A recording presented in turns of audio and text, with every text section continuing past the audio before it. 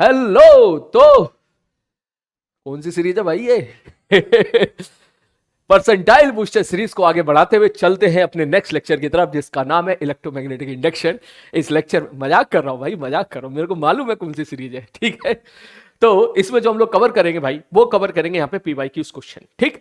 जितने भी 2020 के बाद 20, 21 और 22 में क्वेश्चंस यहाँ पे आए हुए हैं, जो अच्छे क्वेश्चंस हैं, जिनका डिस्कशन जो है जरूरी है, जिससे हम लोग पूरे चैप्टर का रिवीजन कर सकते हैं, वो डिस्कशन हम लोग यहाँ पे करेंगे।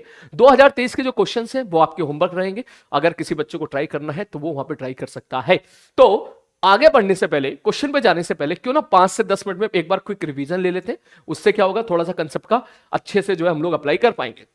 जैसे चैप्टर स्टार्ट हुआ था ईएमआई, इलेक्ट्रोमैग्नेटिक इंडक्शन, हम लोगों ने सबसे पहले पढ़ा था भाई साहब फैराडे लॉ और लेंज लॉ, ठीक। फैराडे लॉ के हिसाब से अगर चलेंगे तो उन्होंने बोला था कि भैया जब भी कभी वक्त के हिसाब से फ्लक्स चेंज होगा तो ईएमएफ इंड्यूस होगा। ईएमएफ इंड्यूस हुआ अगर और लूप कंप्लीट हो गया, या करंट सपोर्ट करने के लिए वो मटेरियल आपके पास ऐसा है जो करंट को सपोर्ट कर दे, या लूप कंप्लीट हुआ और अगर करंट फ्लो किया तो करंट की डायरेक्शन हमें दी थी किसने, लेंज लॉ ने, ठीक। तो मैथमेटिकल स्टेटमेंट वाज, फैराडे ने बोला था कि भैया किसी भी टाइम पे फ्लक्स निकाल ले और उसको डिफरेंशिएट कर दे तो वो ईएमएफ निकल के आ जाएगा किसी लूप के थ्रू, ईएमएफ बराबर d∅dt। अब आए लेंज लॉ, ठीक। फैराडे ने तो इतनी बात बोली थी। अब क्योंकि अगर लूप कंप्लीट हुआ, मैं बार बार क्यों बोल रहा हूं ये बात को कि लूप कंप्लीट हुआ, क्योंकि ऐसा भी हो सकता है कि करंट ना हो और ईएमएफ आया हो, ठीक। मतलब ऐसा भी हो सकता है कि हवा में भी ईएमएफ आ गया हो, ठीक। यह भी हो सकता है कि सब तूने हवा में एक एरिया पकड़ लिया, उस हवा के थ्रू जो मैग्नेटिक फील्ड पास कर रही है, उसके थ्रू जो मैग्नेटिक फ्लक्स जा रहा है उसको वक्त के हिसाब से चेंज कर देगा तो वहां भी ईएमएफ आ जाएगा। लेकिन करंट आने के लिए लूप का कंप्लीट होना जरूरी है, सर्किट का कंप्लीट होना जरूरी है, तभी वहां पे करंट आपको देखने के लिए मिलेगा। और अगर सपोज सर्किट कंप्लीट हुआ, करंट फ्लो हुआ, तो फिर लेंज लॉ कूद पड़े। उन्होंने बोला भैया कि अगर आप जो है करंट की डायरेक्शन निकालना चाहते हो तो करंट की डायरेक्शन कुछ इस तरीके से निकालो कि वो खुद के अंदर जो जिसकी वजह से वो फ्लक्स चेंज हो रहा है उस कॉज को अपोज करे। मतलब देसी भाषा में कि भैया बढ़े तो बढ़ने ना दे, घटे तो घटने ना दे। मतलब सर करंट ऐसे फ्लो कराओ कि अगर फ्लक्स बढ़ रहा है जिस डायरेक्शन में तो वो उसको बढ़ने ना दे, घटाने की कोशिश करे, और अगर घट रहा है तो घटने ना दे, बढ़ाने की कोशिश करे। इसके बाद ईएमएफ लेंज लॉ पे हम लोग थोड़े से क्वेश्चंस वगैरह देखते हैं। फिर जब अपन थोड़ा सा आगे बढ़ते हैं तो इस पर बेस सवाल जो है काफी देखने के लिए मिलेंगे। सबका फंडा यही होगा कि सर किसी भी टाइम पे तुझसे करंट पूछा जाए या ईएमएफ पूछा जाए, कुछ मत कर, किसी टी टाइम पर फ्लक्स निकाल ले, चुपचाप उसको डिफरेंशिएट कर दे, ठीक। जब इसकी वजह पे हम लोग गए भाई साहब क्यों फैराडे ने ऐसी बात बोली, तो हमें पता चला कि ईएमएफ आने की दो वजह थी। पहली थी मोशनल ईएमएफ था, दूसरा था time varying magnetic field. Motional EMF का मतलब यह हुआ, शॉर्टकट में अगर मैं आपको समझाऊं, कि अगर मैं किसी रॉड को, कंडक्टिंग रॉड को मैग्नेटिक फील्ड के अंदर भगाता हूं, दौड़ाता हूं, तो उसके अंदर जो है उसके अंदर चार्ज सेपरेशन आ जाता है, जिसकी वजह से हमें वहां पर जो है पोटेंशियल डिफरेंस देखने के लिए मिला था। उस पोटेंशियल डिफरेंस की जो वैल्यू आती थी, पोटेंशियल डिफरेंस की, वो आती थी V cross V dot L, ठीक। ये मैं लिखा है यूनिफॉर्म मैग्नेटिक फील्ड के लिए लिखा है मैंने। अगर तुझे केवल इसमें ये सोचना है कि सर कौन सा पॉजिटिव कौन सा नेगेटिव, तो याद रखने का तरीका भी था क्या कि सर सपोज कोई रॉड अगर भाग रही है तो जिस तरफ पॉजिटिव चार्ज पे मैग्नेटिक फोर्स लगता है उस तरफ हाई पोटेंशियल होगा, और उस पोटेंशियल डिफरेंस की जो वैल्यू आएगी दोनों एंड के अक्रॉस, उसका मैग्नीट्यूड तो यहां से निकाल सकता है। दूसरा रीजन जो था वो हमको पता चला कि time varying magnetic field produce induce electric field which was non conservative in nature.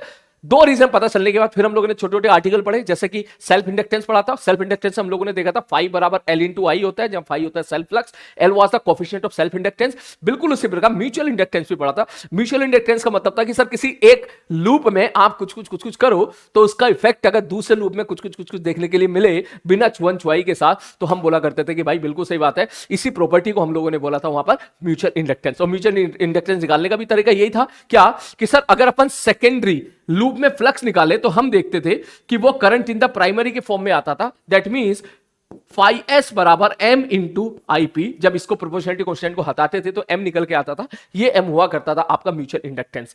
उसके बाद काफी सारी चीजें हम लोगों ने पढ़ी। एलआर सर्किट पढ़ा। एलआर सर्किट में करंट का जो फंक्शन आता है टाइम के हिसाब से, ग्रोथ ऑफ करंट में और डिके ऑफ करंट में, बेटा दोनों इंपॉर्टेंट है, उन सबके ग्राफ इंपॉर्टेंट है। इंडक्टर के अक्रॉस जो ईएमएफ हम लोग निकालते हैं, जो अगर उसके अंदर सपोज इंडक्टर के मैं बात करूं कि इंडक्टर से करंट आई फ्लो कर रहा है एग्जांपल के तौर पे, और आई की वैल्यू अगर बढ़ रही है, ठीक, तो ये भी एक तरीके से बैटरी के तरीके से बिहेव करेगा। इस तरह की बैटरी जिसका बड़ा डंडा पीछे की तरफ, छोटा डंडा आगे की तरफ, इसके ईएमएफ के बारे में अगर आप बात करोगे मैथमेटिकली आप लिख सकते हो that is equal to L into D I by D T. तो बेसिकली इंडक्टर से अगर करंट फ्लो कर रहा है आई, तो वो भी एक तरीके से जो है बैटरी की तरीके से बिहेव करेगा, बशर्ते करंट को बदलना पड़ेगा तभी करेगा। अगर करंट तेरा सपोज कांस्टेंट हो गया, ये करंट अगर कांस्टेंट हो गया तो D by D T zero हो जाएगा, दैट मीन उसका ईएमएफ क्या हो जाएगा, जीरो हो जाएगा। इसमें फिर ये बात भी आती थी कि सर बैटरी है तो बैटरी का बड़ा डंडा किधर, छोटा डंडा किधर। तरीका यही होगा, अगर करंट बढ़ रहा है तो बढ़े तो बढ़ने मत दे, घटे तो घटने मत दे। बढ़ रहा है तो बड़ा डंडा ऐसे लगाओ कि वो करंट को घटाने की कोशिश करे। क्लियर है भाई साहब। इसके बाद फिर हम लोग जो है एलआर सर्किट पढ़ते हैं। जब एलआर सर्किट पढ़ते हैं तो उसमें दो केस आता है, पहला ग्रोथ ऑफ करंट, फिर दूसरा decay of current. Growth of current का रिजल्ट तेरे को याद होना चाहिए, आई बराबर आई नॉट 1 माइनस ई की पावर माइनस टी अपॉन ताऊ जी। ये जो ताऊ जी थी इनकी वैल्यू एल अपॉन आर होती थी, इनको टाइम कॉन्स्टेंट बोला करते थे। और जब आप डिके ऑफ करंट के बारे में बात करते हो, डिके ऑफ करंट का मतलब केवल एल और आर लगा दिया और इंडक्टर से करंट आई फ्लो करा दिया, तो हमने देखा था कि धीरे धीरे धीरे धीरे सारी जो एनर्जी आप लोग इंडक्टर के अंदर दी है वो रेजिस्टेंस के अक्रॉस हीट लॉस के फॉर्म में चली जाती थी, और करंट का जो रिजल्ट निकल के आता था टाइम का फंक्शन का, वो आता था आई बराबर आई नॉट ई की power minus T upon tau. दूसरी बात, एक और बहुत इंपॉर्टेंट बात, जिस तरह कैपेसिटर में हम बोला करते थे कि कैपेसिटर पे चार्ज अगर क्यू है तो उसके पेट में जो total energy in the form of electric field हुआ करती थी उसकी वैल्यू आती थी half Q square by C. In a similar matter मैं यहां पर बोल सकता हूं कि अगर कोई इंडक्टर है, इंडक्टर में करंट सपोज आई फ्लो कर रहा है और करंट सपोज किसी वक्त पर आई है, दैट मींस उसके अंदर energy in the form of magnetic field will be half L I square. मैं एक बार फिर से बोल देता हूं, किसी इंडक्टर में करंट आई फ्लो कर रहा है तो उसके अंदर जो भी हमको टोटल एनर्जी देखने के लिए मिलेगी वो होगी हाफ एल आई स्क्वायर। इसका मतलब अब इसके बाद तू सबके साथ खेल सकता है। जैसे मैं तुझे सपोज बोलूं यार ग्रोथ ऑफ करंट हो रहा है, तो ग्रोथ ऑफ करंट में क्या होता था, जो करंट होता था बढ़ता चला जाता था, बढ़ता चला जाता, बढ़ता चला जाता, तो फिर मैक्सिमम हो जाता था। तो इन दैट केस तू बोल सकता है कि सर अच्छा, इसका मतलब एलआर सर्किट में ग्रोथ ऑफ करंट में जैसे जैसे टाइम बढ़ेगा वैसे वैसे करंट बढ़ेगा, जैसे जैसे करंट बढ़ेगा वैसे वैसे उसके अंदर की जो एनर्जी है वो भी लगातार बढ़ती चली जाएगी, और जो है एनर्जी लगातार बढ़ रही है तो आ कहां से रही है, सब बैटरी लगाई थी ना, वो भी एनर्जी सप्लाई कर रही थी। तो कभी कभी वर्क डन बाय बैटरी पूछ लेता है, तो वो फॉर्मूला आप उम्मीद है आप लोगों ने कैपेसिटर में पढ़ा होगा, करंट इलेक्ट्रिसिटी मैंने बताया था, वर्क डन बाय बैटरी होता है V into charge flow through the battery, या power supply by the battery आप लिख सकते हो V इंटू आई। ठीक, ये छोटी छोटी सी बातें थी। एक और थोड़ा सा बात थी वो भी मैं आपको बताया, तो थोड़ा सा कंफ्यूजिंग पार्ट है, बच्चे उसमें कंफ्यूज हो जाते हैं क्या कि सर आरसी सर्किट और एलआर सर्किट में टी इक्वल टू 0 पे कौन स्विच की तरह बिहेव करेगा, कौन टूटे वायर की तरीके से बिहेव करेगा। तो मैं बोल देता हूं सुकून से, आरसी सर्किट में टी इक्वल टू 0 पर capacitor will behave like A close wire, inductor will behave like ए टूटा हुआ वायर। इंडक्टर के रिजल्ट उल्टे आते हैं, तो तू कोई एक याद कर ले, तू कैपेसिटर याद कर ले, इंडक्टर उसका उल्टा हो जाएगा। ठीक, फिर से मैं बोलता हूं, capacitor will behave like a closing wire T equal to 0 पर, और टी इक्वल टू इंफिनिटी पर कैपेसिटर फुल्ली चार्ज हो जाता था, तो हम बोलेंगे कि भाई साहब वो टूटे हुए वायर की तरह से बिहेव करेगा। इसका जस्ट रिवर्स हम लोग जो है एलआर सर्किट में देखने के लिए मिलता है। ठीक भैया, जितना भी टाइम लगाओ, कितना टाइम लगा जो भी है, इतने में मैं काम की चीजें मैंने रिवाइज करा दी है जितनी जरूरत थी। अब हम लोग चलते हैं आगे, अब क्वेश्चन की तरफ चलते हैं। यहां पर भाई ये 5s नहीं होगा, हाँ सही है, फ्लक्स इन सेकेंडरी, ये फ्लक्स इन सेल्फ नहीं लिखा है, सेकेंडरी फ्लक्स लिखा है मैंने। खैर ये सारी चीजें फॉर्मूलेज तो आपको याद ही होंगे। चलते हैं अब क्वेश्चन की तरफ। पहला क्वेश्चन ये रहा, शुरू में मैं 4-5 क्वेश्चन धांसू उठा लूंगा, इससे सीखने के लिए बहुत कुछ मिलेगा। फिर उसके बाद अपन जे मेंस ओरिएंटेड चलेंगे। कम से कम 40 सवाल मैं यहां पे लिया हूं, सारे के सारे तो डिस्कस नहीं हो सकते, 20 से 30 तो हम डिस्कस कर ही लेंगे, बाकी मैं आपको होमवर्क दे दूंगा। ठीक है, ये क्वेश्चन अच्छा है बेटा, मैं किनारे हो रहा हूं, जल्दी ट्राई करें। चलो देख, सवाल को करने के दो तरीके हैं। पहला तरीका उसने क्या पूछा है, उन्हें पूछा है कि इंड्यूस करंट बताओ। तो सबसे पहले क्या करो, फ्लक्स निकाल लो किसी टाइम पर, उसको डिफरेंशिएट मार दो, ठीक, ईएमएफ आ जाएगा, रेजिस्टेंस से डिवाइड कर दो, करंट आ जाएगा। ठीक, जो कि एक बहुत जो है जाहिर सी बात है लेंथी तरीका है। इससे सिंपल तरीका देख, ध्यान से देख, जो मैं अभी पढ़ाया उसी से ही सवाल बन जाएगा कि सर ये कंडक्टिंग रॉड है। मैंने कहा हाँ भैया कंडक्टिंग रॉड है जिसका रेजिस्टेंस आर है, तो एक कंडक्टिंग रॉड जो है सर ये वायर है। मैंने कहा हाँ, इसकी वजह से मैग्नेटिक फील्ड किधर हो जाएगी, अंदर हो जाएगी। थोड़ी देर पहले मैंने बोला था कि मैग्नेटिक फील्ड में भागती हुई conducting rod will behave like A battery.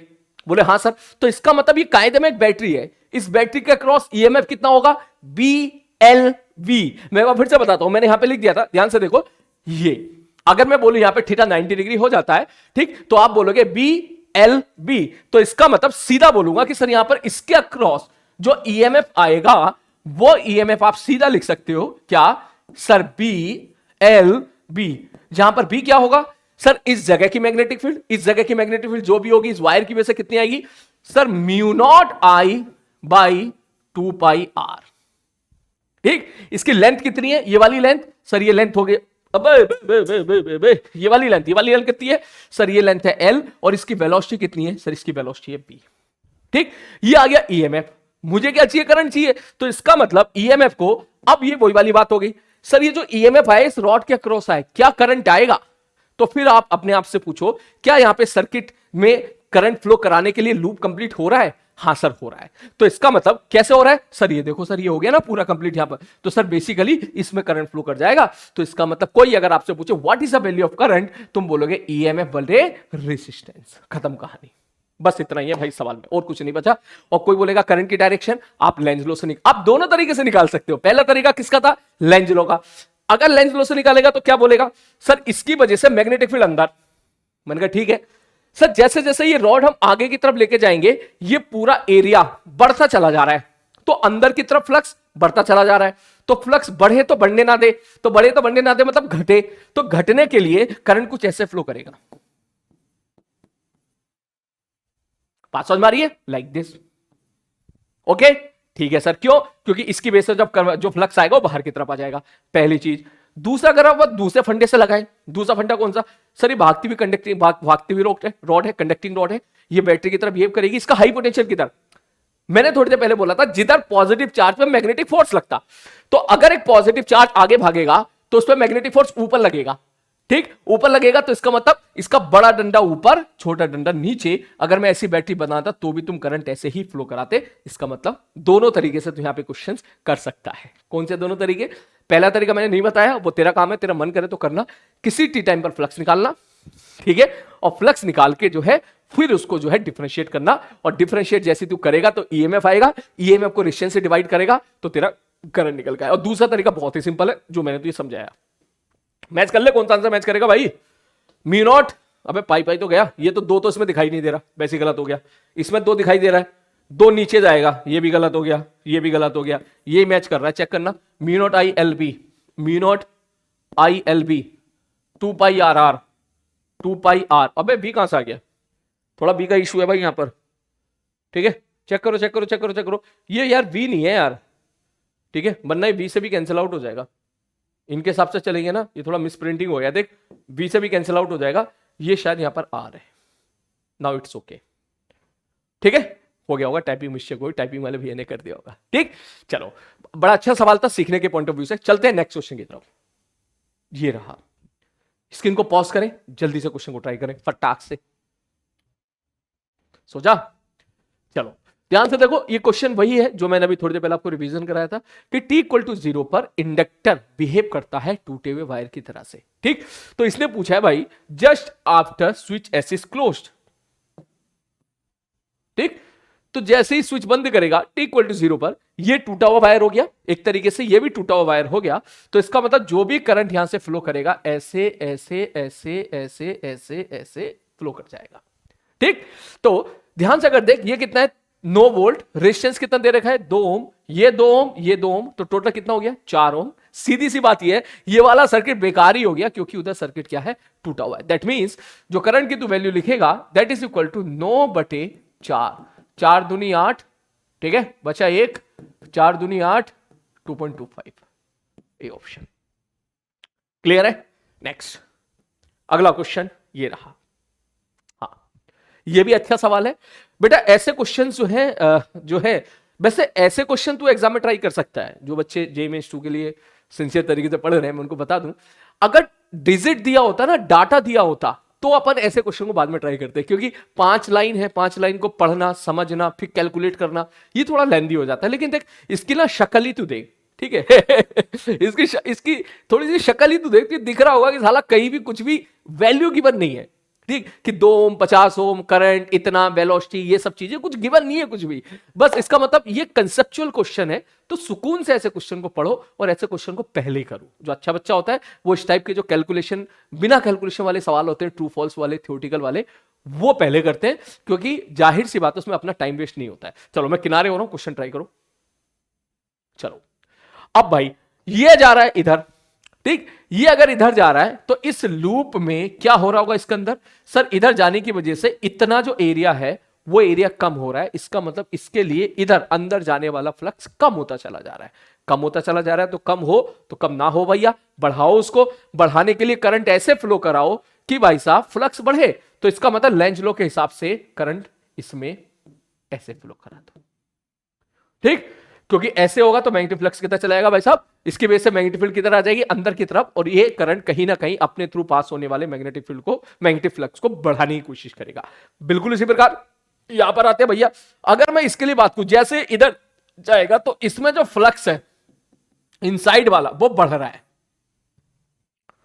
ठीक, इसमें घट रहा था जैसे इधर आ रहा था, क्योंकि एरिया घट रहा था, इसमें बढ़ रहा है, और बढ़ रहा है तो इसका मतलब बढ़े तो बढ़ने मत दो, मतलब घटाओ तो इसमें अंदर की तरफ घटाना है, इसका मतलब करंट ऐसे फ्लो करा कि भाई साहब अंदर की तरफ घटे, मतलब बाहर की तरफ फ्लक्स आ जाए, दैट मींस कुछ ऐसा करंट फ्लो करेगा, देख ऐसे ऐसे, क्लियर है। तो इसका मतलब इसमें कैसा हो गया भाई साहब, इसमें हो गया एंटी क्लॉकवाइज और इसमें क्या हो गया क्लॉकवाइज, ठीक। आंसर क्या है इसका, सी ऑप्शन है, वेरीफाई कर ले, I1 is the clockwise and I2 is the anti clockwise, बिल्कुल करेक्ट बात है, ठीक। अच्छा सुन, एक तरीका और सुन, वही वाली बात जो मैंने बोला थोड़ी देर पहले, भागती हुई rod in the magnetic field will behave like A battery, ये एक ऐसी बैटरी है, ठीक, जिसका बड़ा डंडा किधर किधर होगा, जिधर पॉजिटिव चार्ज पे मैग्नेटिक फोर्स लगता, तो अगर मैं मैग्नेटिक फील्ड इधर मानूं, पॉजिटिव चार्ज को इधर भी वेलोसिटी के साथ भगाऊं तो बड़ा डंडा नीचे की तरफ आएगा, तो सोच अगर ये बैटरी का बड़ा डंडा नीचे की तरफ है तो करंट ऐसी तो फ्लो करेगा, मतलब दोनों तरीके से हमारी कहानी क्या चल रही, बिल्कुल परफेक्ट चल रही है, क्लियर है। जैसा तेरा मन करे सवाल को तू वैसे कर ले, दोनों कंसेप्ट बिल्कुल क्लियर रखो, ठीक है। वैसे जो पुराना पहला तरीका मैंने बताया था, अक्सर वो बच्चे वही अप्लाई करते हैं, ये भागती हुई रोड वाली चीजें कम बच्चे अप्लाई करते हैं, लेकिन अच्छा तरीका है, देख, क्योंकि देख पिछले वाले सवाल में इसमें काफी हमारी हेल्प मिल गई, वरना अगर तू उसको वैसे करता ना फ्लक्स वाले तरीके से कि किसी टी टाइम पे फ्लक्स निकाल फिर इसको डिफरेंशिएट कर, तो फ्लक्स में ही तुझे इंटीग्रेट करना पड़ जाता। सोच ये डिस्टेंस गिवन नहीं है, तो ये डिस्टेंस ए मानता, एक्स पे जाके dx पकड़ता, क्योंकि अलग अलग जगह पर मैग्नेटिक फील्ड अलग अलग होती, तो इसका मतलब अलग अलग एरिया पे फ्लक्स भी अलग अलग होता, तो पहले किसी टाइम पे फ्लक्स निकालने के लिए एक्स पे जाके dx थिकनेस का एरिया पकड़ता, फ्लक्स निकालता तो उसको, फिर उसको इंटीग्रेट करता यहां से लेके यहां तक, और जब इंटीग्रेट करके तो फ्लक्स निकाल लेता, नेट फ्लक्स, फिर उसको साले को डिफरेंशिएट मारता, ठीक है, डिफरेंशिएट मारता तो dr/dt को v पुट करता, क्योंकि जैसे जैसे आगे जाएगा, अगर ये v वेलोसिटी के साथ आगे जा रहा है तो dr/dt इज v, तो बेसिकली बहुत लंबा मेथड हो जाता, तो ये मेथड भी बहुत अच्छा है जो मैं तेरे को बता रहा हूं, ठीक है, बस तुझे अप्लाई करना सीखना है। चलो चलते हैं नेक्स्ट क्वेश्चन की तरफ, ये रहा, ये भी अच्छा सवाल है भाई, ठीक है, मैं किनारे हो रहा हूं, क्वेश्चन ट्राई करें, ठीक, ये भी एक अच्छा सवाल है, ठीक है। अगर आपने इस सवाल में गलत रास्ता पकड़ा तो जाहिर सी बात है आपके 5 नहीं 6-7 मिनट वेस्ट हो जाएंगे, इसलिए मैं थोड़ा सा किनारे हट रहा हूं, क्वेश्चन को जरूर ट्राई करें और जितना मैंने तुमको अभी सिखाया है वो अप्लाई करने की कोशिश करें। ये लो, चलो क्वेश्चन वाला ये कहना चाह रहा है, ठीक है, आई होप कि मैं इंग्लिश पढ़ पढ़ के ना ही समझाऊं तो बेटर है, इतना तो आप समझ गए होंगे कि इसकी जो क्वेश्चन की मेन थीम है वो ये है कि यार ये एक रिंग है और t इक्वल टू 0 पर ये कहानी है और ये आगे कांस्टेंट वेलोसिटी के साथ मूव कर रहा है, ये इसके पीछे की कहानी, ठीक, जो आप इस तरीके से देख सकते हो कि सर ये x इक्वल टू 0 था, ठीक, और इसका जो सेंटर है वो x इक्वल टू -1 पे था और रेडियस भी -1 पे थी, इसका मतलब y axis is tangent to this circle, circle नहीं है बेसिकली रिंग है, ये v वेलोसिटी के साथ आगे की तरफ जा रहा है, सपोज इसमें मैग्नेटिक फील्ड है भाई साहब अंदर की तरफ। अब क्या बोला है उसने बोला what will be the value of the induce EMF at t equal to 1 second, तो t इक्वल टू 1 सेकंड में इंड्यूस ईएमएफ आपसे पूछा जा रहा है। सवाल करने का पहला तरीका जो कि बहुत लेंथी है, t टाइम पे इसको आगे लेके जाओ bt, अंदर देखो कितना एरिया आया, फ्लक्स निकालो, फ्लक्स आया, टाइम का फंक्शन आएगा, थोड़ी सी मैथ थोड़ी सी लंबी चौड़ी होगी, उसको डिफरेंशिएट मार दे, फ्लक्स को डिफरेंशिएट करेगा तो ईएमएफ आ जाएगा और उसको रेजिस्टेंस से डिवाइड कर देगा तो करंट आ जाएगा। ऑल्दो करंट तक तो पूछा है नहीं, इंड्यूस ईएमएफ पूछा है, तो इसका मतलब जस्ट आपको डिफरेंशिएट करना पड़ेगा और फिर टी की वैल्यू 1 सेकंड पुट करनी पड़ेगी, ठीक, ऐसे करोगे सॉल्व करके आंसर आ जाएगा। लेकिन अगर आप कुछ बच्चों ने अगर ट्राई किया हो तो नीचे कमेंट करके जरूर लिखें, तो लेकिन इस मेथड में जाहिर सी बात है मैथमेटिक्स थोड़ी सी लंबी चौड़ी आ जाती है, तो सबसे बेस्ट तरीका क्या है ध्यान से देखना, वही जो मैंने थोड़ी देर पहले पढ़ाया था, क्या कि सर जब ये रिंग, उसने बोला जब ये रिंग बिल्कुल अंदर आ जाएगा, ऐसे आधा अंदर आ जाएगा तब ईएमएफ बताओ। तो यार एक बात बोलो, यहां पर मैं ये बोल सकता हूं, जो थोड़ी देर पहले मैंने बोला था, भागती हुई conducting rod in the magnetic field will behave like A battery, जिसका क्रॉस ईएमएफ होता है BLB। अगर रॉड की जगह उटपटांग वायर होता था तो हम लोग एल की जगह एल इफेक्टिव ले लिया करते थे। एल इफेक्टिव का मतलब इनिशियल और फाइनल को ज्वाइन कर लिया करते थे। तो यहां पर इधर वाली जो रॉड है, ये वाली रॉड नहीं, ये वाला जो रिंग का आधा टुकड़ा है, ये तो मैग्नेटिक फील्ड में है ही नहीं, तो इसका मतलब इसमें तो कुछ भी ईएमएफ इंड्यूस होने वाला है ही नहीं। लेकिन ये वाला जो पार्ट है, ये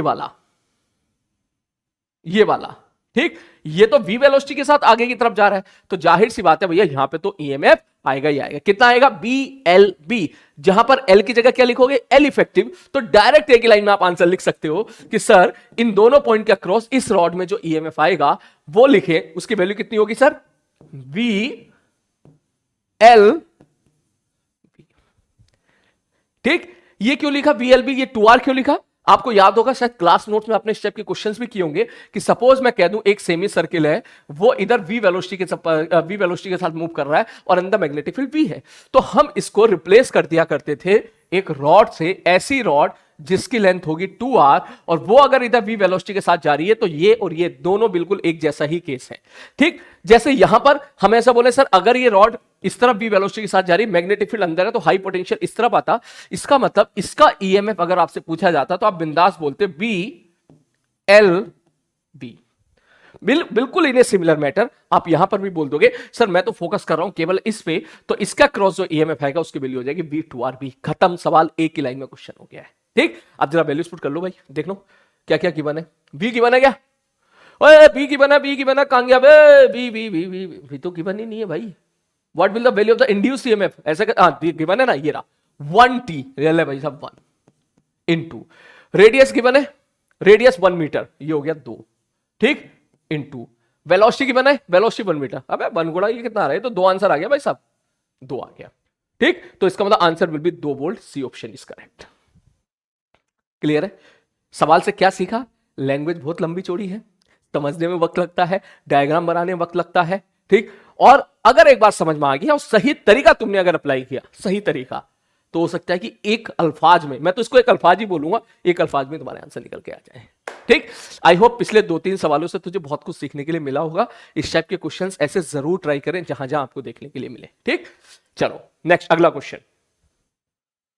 नहीं, ये रहा mutual inductance of the system. बहुत अच्छा सवाल है बेटा, जल्दी से कोशिश करो, म्यूचुअल इंडक्टेंस निकालने की कोशिश करो। मैं किनारे हो रहा हूं, जल्दी से चलो डिस्कस करते हैं। सबसे पहले तो झांसे में नहीं आना। कौन से झांसे में? ये जैसा दिख रहा है ना ससुरा, ये ऐसा है नहीं। ठीक है, ये दिख ऐसा रहा है लेकिन ये ऐसा है नहीं। ये कायदे में देख ऐसा है, ऐसा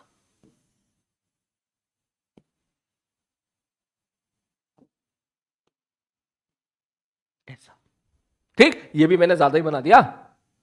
ये ऐसा देखे, ऐसा ऐसा ऐसा। सर ऐसा क्यों? मैंने कहा भाई चेक करिए, ये लेंथ एल जो है ना, एल बहुत छोटी है, छोटी नहीं है, बहुत छोटी एल से। मतलब अगर ये मैं ऐसा बोलूं ना कि ये 1 मीटर है तो ये 1 सेंटीमीटर है। समझ मारी बात? तो कायदे में ये कहानी, और इसके पीछे लॉजिक क्या है? शायद इसके पीछे लॉजिक है कि म्यूचुअल इंडक्टेंस में हम लोग प्राइमरी और सेकेंडरी माना करते थे, तो ये उस चीज में मदद करेगा। मैं पहले थोड़ा सा रिवीजन कराया तो म्यूचुअल इंडक्टेंस निकालते कैसे थे। म्यूचुअल इंडक्टेंस जब किसी हम निकाला करते थे दो लूप के बीच में, तो हम किसी एक को मानते थे प्राइमरी। ठीक, एक को प्राइमरी मानते थे, दूसरे को सेकेंडरी मानते थे। प्राइमरी किसको माने, सेकेंडरी किसको माने, तेरी चॉइस है, जो मन करे तू मान सकता है, तुझे कोई नहीं रोक रहा। ठीक, लेकिन अगला जो स्टेप होता था, एक को प्राइमरी माना, दूसरे को सेकेंडरी माना, फिर प्राइमरी में करंट आई फ्लो कराया और सेकेंडरी से फ्लक्स निकाला। ठीक, प्राइमरी में करंट आई फ्लो कराया, सेकेंडरी में फ्लक्स निकाला। और सेकेंडरी में जो फ्लक्स आता था, जो हम लोग निकाला करते थे, सेकेंडरी में फ्लक्स अगर फाइएस आया, वो आई को छोड़ के जो बचा खुचा तामझाम रह जाता था, उसको हम लोग म्यूचुअल इंडक्टेंस बोला करते थे। ठीक, ये था कंसेप्ट। लेकिन अब तू खुद सोच, प्राइमरी में करंट फ्लो कराया और सेकेंडरी में फ्लक्स निकाला, इसका मतलब तू प्राइमरी सेकेंडरी कुछ ऐसे मान कि भैया कम से कम जिसके थ्रू फ्लक्स निकाल पाए उसको सेकेंडरी मान। ठीक, वरना फिर फ्लक्स ही नहीं निकाल पाएगा, सारी कहानी खत्म हो जाएगी। तो यहां अगर अपन दिमाग लगाएं तो हमने बोला भाई चलो एक काम करते हैं, हम इसको मान लेते हैं प्राइमरी, ठीक, और इसको मान लेते हैं सेकेंडरी। ठीक है, इसको मान लिया प्राइमरी, इसको क्या मान लिया हम लोगों ने सेकेंडरी। ठीक है सर, सपोज पहला स्टेप हो गया। अब प्राइमरी में करंट आई फ्लो करा, मान ले तूने इसमें करंट आई फ्लो करा दिया। सेकेंडरी में फ्लक्स निकाल, तो क्या यहां पर फ्लक्स निकाल सकता है? हाँ निकाल सकते हैं। कैसे निकाल सकते हैं सर? इसकी वजह से इस वायर की वजह से यहां पर मैग्नेटिक फील्ड निकाल दो। ये इतना छोटा है, दैट मींस यहां पे मैग्नेटिक फील्ड में अप्रोक्सीमेटली मान सकता हूं इसकी वजह से जो भी आई वो निकाल के रख दो आप। ठीक, उसी प्रकार इसकी वजह से, उसके बाद इसकी वजह से, उसके बाद इसकी वजह, चारों की वजह से नेट मैग्नेटिक फील्ड निकाल दो, उसके बाद वही फंडा लगा दो। तो मैं स्टार्ट कर रहा हूं, ध्यान से देखना। मैं अगर यहां पे मैग्नेटिक फील्ड पूछूं ओ पॉइंट पर, तो इसकी वजह से आप क्या लिखोगे? सक्के आई अपॉन आर एल बाई 2। बात समझ में आ रही है? ठीक है सर ये इसकी वजह से मैग्नेटिक फील्ड आ गई है। उसी प्रकार इसकी वजह से, इसकी वजह sorry sine theta 1 plus sine theta 2, sine 45 plus sine 45। क्यों साइन 45? क्योंकि अगर मैं इसको ऐसे ज्वाइन करूंगा तो जाहिर सी बात है, ये आप शायद देख रहे हो, ये स्क्वायर है, तो ये एंगल भी 45 हो जाएगा, ये एंगल भी 45 हो जाएगा। ठीक है सर, ये मैग्नेटिक फील्ड आई एक वायर की वजह से, 4 वायर है, मल्टीप्लाई बाई 4। ठीक है सर, ये मैग्नेटिक फील्ड आ गई। अब फील्ड आई, अब इसके थ्रू क्या निकालना है? फ्लक्स निकालना है। किसके थ्रू? यहां पे जो ये छोटा सा जो था एरिया हमको दिखाई दे रहा है, ये वाला, ये इतना बड़ा है नहीं है, छोटा सा एकदम। ठीक, उसके थ्रू फ्लक्स क्या लिखेगा? मैग्नेटिक फील्ड इनटू एरिया, और एरिया कितना हो जाएगा भाई साहब? स्क्वायर का एरिया क्या होगा? Small L square. ठीक, ये तेरा फ्लक्स आ गया। ये फ्लक्स किस में आ गया? ये फ्लक्स आ गया तेरा सेकेंडरी में। अब सर इसके बाद आई को भूल जाओ, ठीक है, इस आई को यहां से उठाओ, बस मुझे पता था ये गड़बड़ होगी, बच गई। ठीक है, ध्यान से देखो, इस आई को उठाओ, ठीक है, और इस आई को उठा के इधर रख दो। ठीक, ये जो भी बचा कुचा तामझाम है, इसको तू बोल देगा म्यूचुअल इंडक्टेंस। खत्म सवाल, क्लियर है? बस खत्म। अब इसके बाद सॉल्व करना है यार, अब तो कर ही लोगे ना तुम। देख कैसे करेगा, देख 4 से 4 गया, ठीक है, 1/√2 1/√2 2/√2 2/√2 √2, ये ऊपर चला गया, ऊपर जाएगा 2√2, ऊपर जाएगा 2√2, नीचे 2√2 नहीं चाहिए, नीचे 2√2 नहीं चाहिए, ऊपर जाएगा 2√2। ठीक, और नीचे और क्या आएगा भाई साहब? नीचे कैपिटल एल आएगा, ये स्मॉल एल है, ये भी गलत हो गया, कैपिटल एल है। और वेरीफाई कर लेते हैं, ऊपर स्मॉल एल स्क्वायर, ऊपर स्मॉल एल स्क्वायर, मीनोटाइप correct, C option is correct. Yes, clear है? इस तरीके से म्यूचुअल इंडक्टेंस निकालते हैं। मैं फिर से रिवीजन करा देता हूं। सबसे पहले किसी को प्राइमरी मान, फिर दूसरे को सेकेंडरी मान। प्राइमरी में करंट फ्लो करा, सेकेंडरी से फ्लक्स निकाल, और फ्लक्स में जो भी आया आई को भूल जा। ठीक, आई को भूल जा, या कुछ लोग ऐसे बोलते हैं आई में 1 पुट, आई की वैल्यू 1 पुट कर दे। ठीक है, तो जो है, जो बचा कुचा तामझाम रह गया तेरा, वही तेरा क्या हो जाएगा? Mutual inductance. ठीक, तो नेक्स्ट क्वेश्चन ये रहा, बिल्कुल इसी तर्ज पर जैसे पिछले वाला क्वेश्चन था, थोड़ा सा चेंजेस में ट्राई कीजिए क्वेश्चन को। मैं पीछे हट रहा हूं, चलो देख, पिछले वाले केस में दोनों स्क्वायर स्क्वायर थे, इस वाले केस में दोनों कॉइल है। अगर तू नोटिस करे, 2 concentric circular coil C1 and C2 are placed on the XY plane. ठीक है, C1 हैज द इतने टर्न एंड रेडियस इतना, C2 हैज द इतने टर्न एंड रेडियस इतना। अगर तू ध्यान से देखे तो भाई साहब, जो C2 है वो बड़ा है, और C1 जो है ना वो छोटुआ सा इतना सा है। ये बेसिकली कहानी है। ठीक, 20 गुना छोटा है अगर तू नोटिस करे तो। ये ले, बस अगर ये बात तू समझ गया, छोटे बड़े की जो थोड़ी देर पहले मैंने समझाई थी, तो सवाल उसके बाद आसान है। अब उसने बोला है क्या कि यार C2 में, C2 मतलब बड़े वाले में, जो टाइम डिपेंडेंट करंट फ्लो कर रहा है, इसमें करंट आई फ्लो कर रहा है, जो कि वक्त के हिसाब से चेंज हो रहा है, तो ईएमएफ बता दो C1 में कितना होगा। क्या फर्जी सवाल है यार, सिंपल सवाल है। देख समझ, बाहर वाले में करंट फ्लो कर रहा है, तो बाहर वाले की वजह से यहां पर सेंटर पर मैग्नेटिक फील्ड तो निकाल सकता है, सेंटर पर मैग्नेटिक फील्ड निकाल लेगा, और यहां की अच्छी बात यह कि इसकी रेडियस बहुत कम है, इसका मतलब इसके थ्रू फ्लक्स भी निकाल लेगा, और फ्लक्स अगर टाइम का फंक्शन आ गया, उसको चुपचाप डिफरेंशिएट कर दे तो ईएमएफ आ जाएगा। ठीक, एक काम करो, ट्राई करो, मैं पीछे हट रहा हूं, चलो। ठीक, अब देखते हैं सर कैसे कैसे कैसे कैसे कैसे कैसे। मैंने कहा देख भाई, सबसे पहले तुम निकालो flux in C1, flux in C1, इसमें कितना फ्लक्स पास करेगा। तुम बोलोगे सर इसकी वजह से मैग्नेटिक फील्ड सेंटर पे निकाल लो। अब क्योंकि यहां पर यहां पर यहां पर यहां पर यहां पर यहां पर यहां पर यहां पर यहां पर यहां पर यहां पर यहां पर यहां पर यहां पर यहां पर यहां पर सब जगह पर जो मैग्नेटिक फील्ड होगी वो अप्रोक्सीमेटली इक्वल होगी। उसका रीजन है ये रीजन है इसका, 20 सेंटीमीटर और 1 सेंटीमीटर। हां, अगर ये ऐसा होता 20 सेंटीमीटर और 10 सेंटीमीटर, तो तेरा डायग्राम देख कुछ ऐसा होता। ठीक, तब हम लोग इसमें आई फ्लो कराते ना तो अंदर वाले में फ्लक्स नहीं निकाल पाते, फिर पॉसिबल ही नहीं था निकाल पाना, क्योंकि हमें कॉइल की वजह से केवल सेंटर पे मैग्नेटिक फील्ड पता है, आजू बाजू में नहीं पता हमको कितना होता है। तो यहां पर सेंटर का सपोर्ट हमको मिल गया, क्योंकि जो C1 की जो रेडियस है बहुत छोटी है एज कंपेयर टू C2। बस खत्म कहानी। अगर इसके बाद अपन सॉल्व करें तो फ्लक्स C1 तो क्या लिखेगा सर, इसकी वजह से मैग्नेटिक फील्ड कितनी आएगी, म्यू नॉट आई अपॉन 2r। कौन सा r भाई साहब, इसका रेडियस बड़े वाले का, इसको क्या बोला है हमने, C2 बोला है ना, चेक करो भाई साहब, C2 बोला है ना, हाँ 20 सेंटीमीटर का, तो ये हो जाएगा R2। ये होगी मैग्नेटिक फील्ड बाहर वाले लूप की वजह से सेंटर पर, इनटू अंदर वाले का एरिया पाई R1 स्क्वायर। ये है बेसिकली कहानी, समझ में आई बात। Magnetic field into area. एक मिनट अभी गलती हो गई एक छोटी सी। क्या गलती हो गई कि सर ये तो तब आता ना, ये तो तब आता, मैं यहां पे लिख देता हूं फ्लक्स इन C1, ये तो तब आता जब एक लूप होता। ये कह रहा एक लूप नहीं है, ये तो पता नहीं कितने 200 टन कह रहा है, इसका मतलब N2। सर ये मैग्नेटिक फील्ड आएगी इतनी मैग्नेटिक फील्ड आएगी बाहर वाले की वजह से, ठीक। और अंदर जो मैंने ये फ्लक्स लिखा है, ये फ्लक्स लिखा है ओनली वन कॉइल के थ्रू, और यहां पर भी कॉइल है भाई साहब, बहुत सारे कॉइल है यहां पर छोटे ऐसे लपेटन। इसका मतलब सपोज अगर यहां पर नंबर ऑफ टर्न्स अगर N1 है तो मल्टीप्लाई बाई N1। बात समझ में आ रही है, ठीक। ये है बेसिकली इसके पीछे की कहानी। अब इसके बाद आई थिंक बड़ी इजीली तू सॉल्व कर सकता है क्वेश्चन को। देख N1 N2 R1 R2 सब कुछ दुनिया भर की सारी बातें दे दी, आई की वैल्यू चुपचाप यहां पर पुट कर देना, और अगर तुझसे EMF पूछा जाएगा C1 में, चुपचाप बोलना sir d phi C1 by dt, इसको डिफरेंशिएट कर देना, बस तेरा आंसर निकल के आ जाएगा C1। क्लियर है, ठीक। आई होप तुझे यहां पे चीजें समझ में आई होंगी। और बढ़िया बात पता है क्या है, सुन, अगर मैं आई को भूल जाऊं, ठीक, तो बचा कुचा जो पार्ट है वो तेरा म्यूचुअल इंडक्टेंस है। ये तो थोड़ी देर पहले पढ़ा था कि एक को प्राइमरी मानो, मैंने बाहर वाले को प्राइमरी मान लिया, दूसरे में फ्लक्स निकालो, ये मैंने दूसरे में फ्लक्स निकाल लिया। आई को भूल जाओ, आई को भूल गया मतलब इसको हटा साले को, मान के जब तूने आई की वैल्यू यहां पर 1 पुट कर दी या इसको हटा, ये जो पूरा तामझाम है ये तो म्यूचुअल इंडक्टेंस है ना एक तरीके से। तो ये है बेसिकली इसके पीछे की कहानी। तो बड़ा अच्छा सवाल था ये भी, ठीक। बस ये है 1 2 3 बार जब तू ये क्वेश्चन की प्रैक्टिस कर लेगा ना तो तेरे को कॉन्फिडेंस आ जाएगा, फिर इस तरह के सवालों से डर नहीं लगेगा। यही है, देख अगर इस टाइप के क्वेश्चन की प्रैक्टिस तूने कर ली पहले से ही और एग्जामिनेशन में ऐसा आएगा तो डर नहीं लगेगा, तुझे लगेगा यार मैंने स्क्वायर के लिए किया था, फिर मैंने गोले के लिए कर लिया, अब किसी के लिए भी इस टाइप का बना के दे देगा, उसी प्रकार हम लोग कर सकते हैं। ठीक है, चलो नोट कर लो इसको, चलते हैं नेक्स्ट क्वेश्चन की तरफ।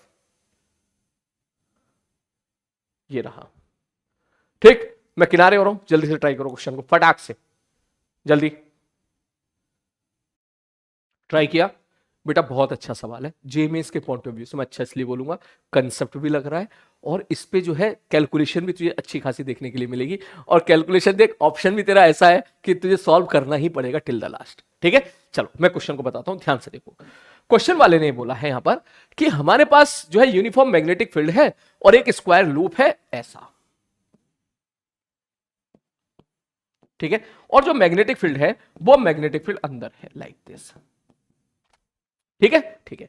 अब वायर का डायमीटर भी दे दिया है, वायर का डायमीटर दे दिया, अच्छा इसका मतलब वायर की रेडियस दे दी। मैंने कहा ठीक है आगे बढ़ते हैं, और क्या क्या दे देगा, टोटल लेंथ भी दे दिया है, इसका मतलब 30 सेंटीमीटर टोटल लेंथ है। तो मैं अगर ऐसा बोलूं 30 का मतलब ये हो गया 7.5 सेंटीमीटर का हो गया है ना, ये 7.5, ये 7.5, ये 7.5, ये 7.5, ठीक। ये बेसिकली इसके पीछे की कहानी है। तो मैं इसको क्या लिखूं, इसको एक काम करता हूं, वो सिंपल वे में चलते हैं, मैं सीधा लिख देता हूं उसकी लेंथ है L/4, ये वाली लेंथ L/4 बोल देंगे, ताकि जो टोटल लेंथ है L है और L की वैल्यू होगी भाई साहब 30 सेंटीमीटर। सॉल्व भी तो करना है ना हमको क्वेश्चन को, ठीक। ठीक है सर, ये वाला ये पार्ट क्लियर हुआ। Magnetic field changes with time at the steady state dV/dt दे दिया। अब उसने बोला इंड्यूस करंट बता दो कितना होगा, ठीक। तो सुन मेरी बात से, इससे पास होने वाला जो मैग्नेटिक फील्ड है वो वक्त के हिसाब से चेंज हो रहा है। तो कहानी तो ये कहती है जब मैग्नेटिक फील्ड वक्त के हिसाब से चेंज होगा तो एक इंड्यूस इलेक्ट्रिक फील्ड यहां पर देखने के लिए मिलेगी, मगर वहां तक जाने की जरूरत नहीं है। तो सीधा ऊपर से देख, क्योंकि जेईई मेंस अक्सर ऊपर से सवाल पूछता है, क्या सर इसके थ्रू मैग्नेटिक फील्ड अगर वक्त के हिसाब से चेंज हो रहा है, हमको dV/dt पता चल गया, अगर मैं एरिया से मल्टीप्लाई कर दूं तो magnetic field into area flux होगा, तो हमको dϕ/dt डायरेक्ट पता चल जाएगा। और dϕ/dt डायरेक्ट पता चल गया तो मजा ही आ गया सर, क्योंकि उसके बाद वही हमारा EMF होता है, उसको रेजिस्टेंस से डिवाइड मार दे, तेरा करंट निकल के आ जाएगा। मतलब सर मतलब यह है, ध्यान से देखना सर, EMF हमने पढ़ा था dϕ/dt, मैग्नीट्यूड के बारे में बात कर रहा हूं मैं, ठीक। सर इसके थ्रू अगर फ्लक्स लिखने की बारी आएगी तो फ्लक्स हम लोग लिखेंगे B into A, B dot A, ठीक है भाई साहब। मैग्नीट्यूड लिख रहा हूं मैं सीधा ओनली, मैं यहां पे लिख देता हूं सारा खेल मैं किसका खेल रहा हूं भाई साहब, मैग्नीट्यूड का। डायरेक्शन वो पूछ नहीं रहा तो मैं कहां जबरदस्ती भाई साहब करूं यहां पर है। अब शुरू करते हैं यहां पर। सर यहां पर एरिया तो कांस्टेंट है, इसका कॉमन निकल के बाहर आ जाएगा, तो आप लिखोगे सर ईएमएफ बराबर A into DB by D T, ठीक। अगर ईएमएफ लिखते हैं, देख ध्यान से देख, ईएमएफ बराबर, ये एरिया कौन सा है, बहुत सारे एरिया है इसमें, ये एरिया है फ्लक्स वाला, देख phi equal to B into, ये फ्लक्स वाला एरिया है। इसका मतलब ये वाला एरिया तो लिखेगा ये इसके अंदर वाला एरिया, क्योंकि ये स्क्वायर है तो एरिया तो यहां पे लिखेगा L बाई 4 का होल स्क्वायर, लेंथ का स्क्वायर इज द एरिया, ठीक। ठीक है सर, ओके कोई दिक्कत नहीं है, ये ए आ गया into dB by D T. DB by D T की वैल्यू कितनी दे रही है भाई साहब उसने, 0.032, ठीक। सर ये तो ईएमएफ आया है, हमको क्या चाहिए, करंट चाहिए। मैंने कहा तो बस खत्म कहानी, करंट चाहिए तो एक काम कर भैया, ईएमएफ को तो डिवाइड मार दे रेजिस्टेंस से, तेरा करंट निकल के आ जाएगा, ठीक। ये क्या निकल के आ गया पूरा, सर ये निकल के आ जाएगा करंट।